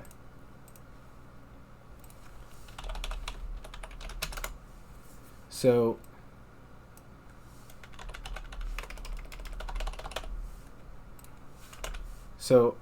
let me just, I'm gonna match the site name. Well, you can't really do that. I'm gonna match the site name up with the branch number, because some of the branches have multiple C edges and the site has to remain the same. So this is BR1, but I think we used, oh, okay, so this is the HQ one that we're working on now, C edge 3. So we'll make that 110, because then the branches will be 102 or 101, 102, 103, 104. So 110, that stays the same. This changes to 126.131. This changes to 126.132. Nothing else really changes. And I forget if it allows you to paste config transaction and then stuff after it. I didn't think it did. It does not. That is exactly what I thought. The buffer clears when you go into config transaction.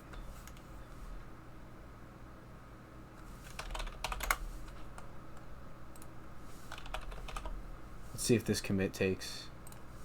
It looks like it did. Okay. So just get all these ready. Oh, well, never mind. This is going to be helpful. It's not really helpful. Okay. We didn't set a host name, did we? No. So that's another thing we should do here.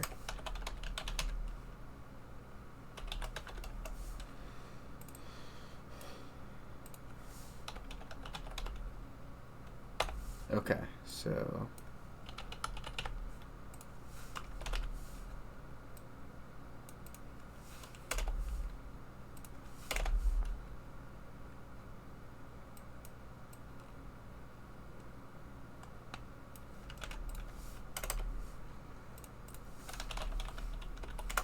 Oh, we're already there. Well, we need a host name on this one. HQ dash. I think it's HQ Edge 3.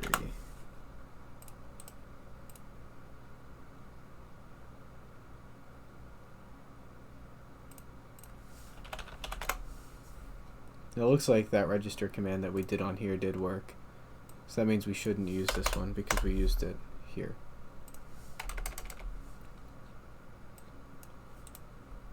But now,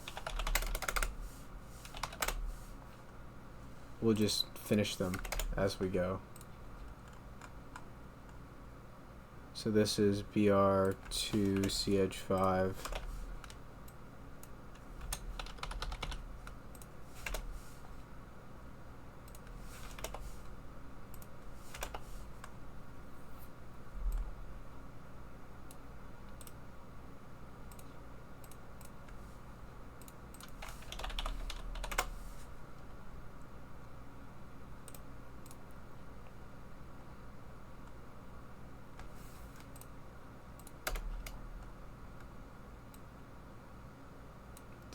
Now I gotta figure out if I just used that or not. 4.1? Yeah, I did.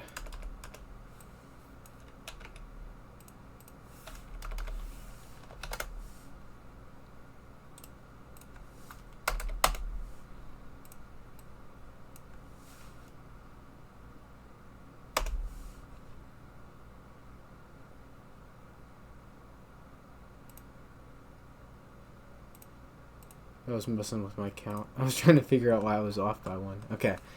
So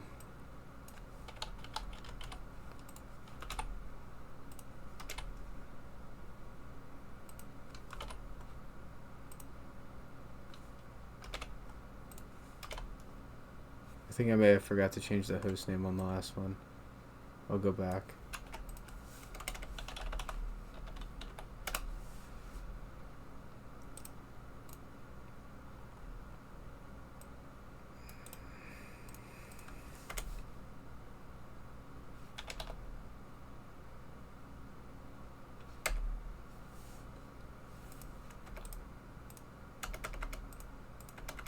Yeah, this host name's wrong.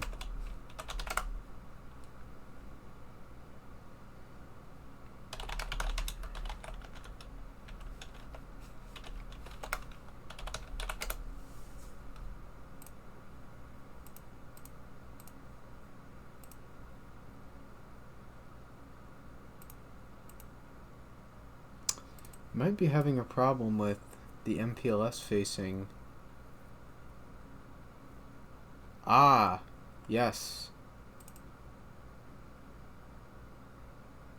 We will. The addressing is different. So I was subbing out the addresses, right? But the addresses aren't the same.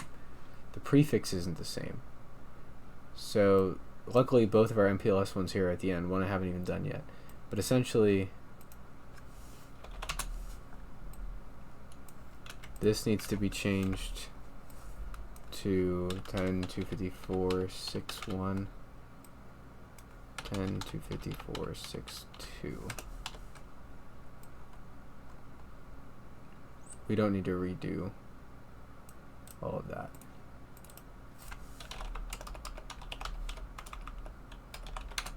Just thinking we had an issue with our MPLS transport connecting to our controllers, but I think it's a little bit simpler than that.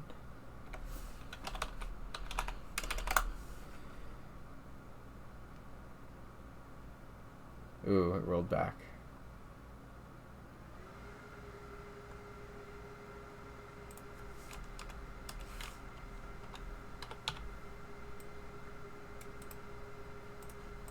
Let's scrap that and paste that back in. I think I made a typo. Well, I know I made a typo. I don't know if that was the only problem.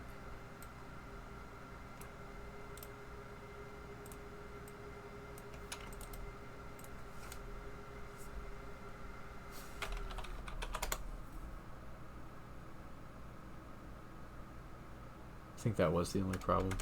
Let's see if vmanage logs in now.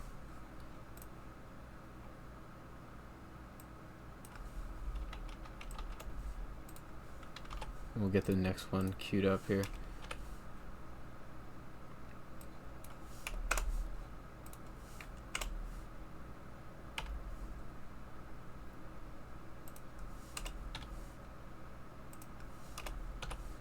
still don't see vManage logging in, which is a little concerning.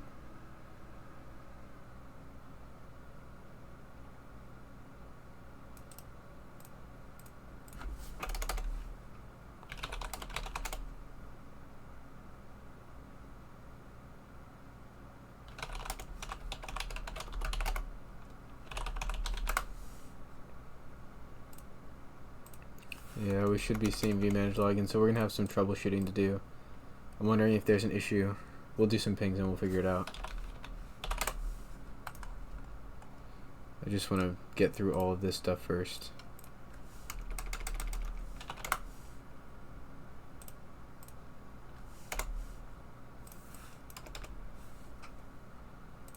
Let's...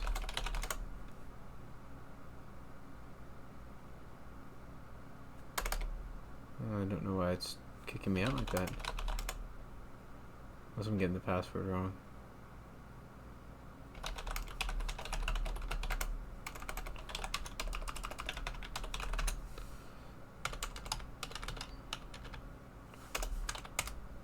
Okay, so there is some sort of transport issue here. Oh, and this one... Oh. I think I know what I did.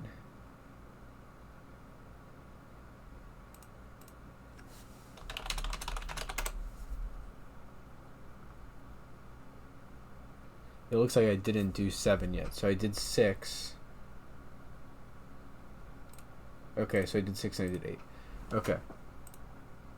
So let's close the ones that we see vManage logging in with, because we know they're good. We know there's nothing more.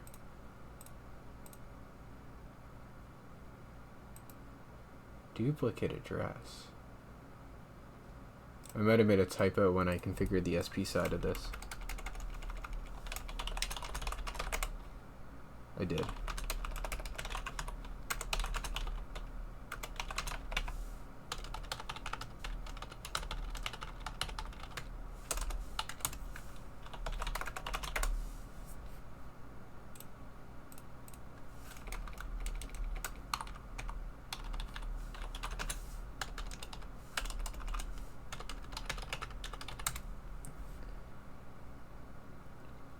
But it still does not look like we can reach our controller subnet.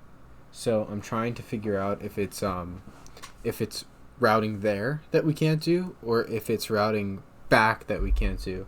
So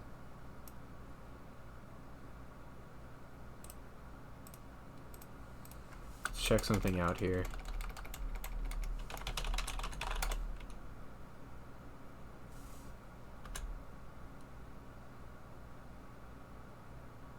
Ten 254.20, but what I don't see is the 10.254.8 network and the 10.254.6 network. I'm assuming I won't see them on here as well.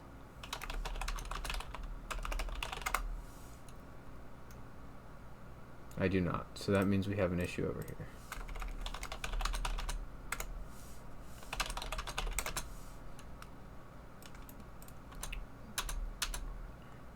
So that PE to CE routing is OSPF. Ah. I know the problem. There is... So, since these are connected to the same PE, we may need to... Let's do, let's make this a little more concise. Do show run section router. So this is our customer OSPF. What we probably have to do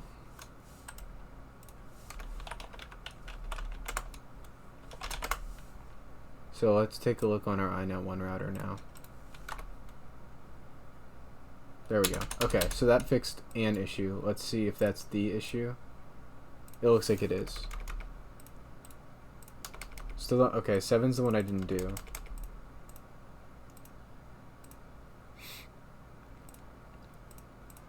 So there could be something wrong with 6 and 7. So let's look at 7. And let's just rebootstrap 7, because I don't think I did it. 7 is what site? 103. And it's 12617.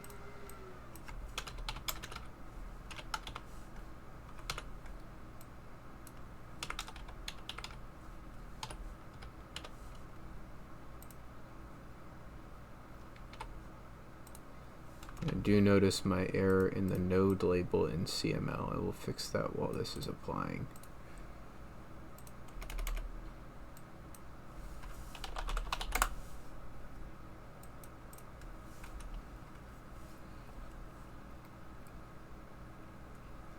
But it looks like 6 and 7, and I may have not pasted my my activate command into 6. That's a possibility. And now I'm stuck waiting for this. Let me...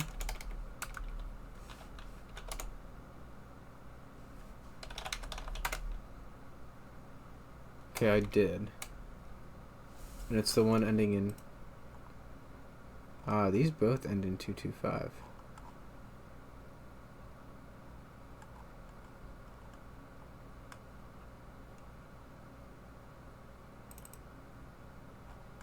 The one in 08 should.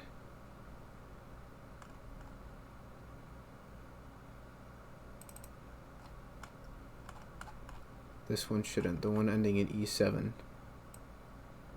should end in 06.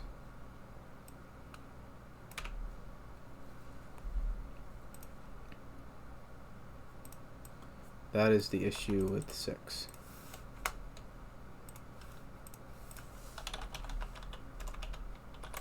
Oh, I did it again. Okay, well, I think we fixed this one. We did. Okay, so the last one is 7, and if I could type config-t, we would fix that too. We just have to bootstrap 7.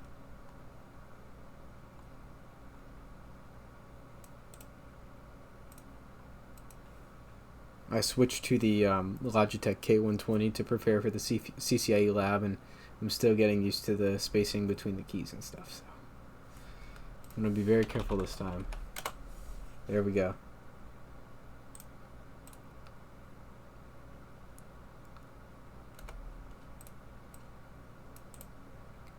Let's just make sure 0825.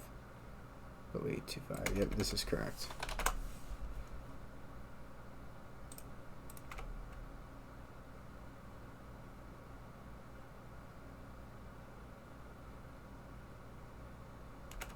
Let's see, as soon as we see the vmanage admin thing, we know we're good.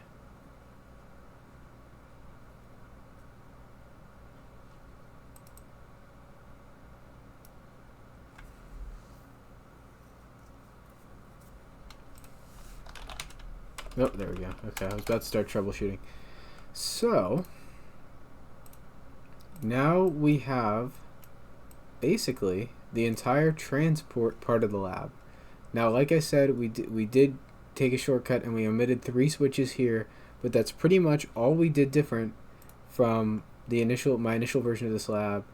In the next video, what I want to do is build the SDA portions, focus on the service side portions of the SD-WAN, and get the routing inside the sites working. So we'll dive into vmanage templates and SDA fabric sites, and bringing the DNA center connectivity into the topology inside of CML. So I really hope this video was a good starting point, and I hope to have the next video out very soon.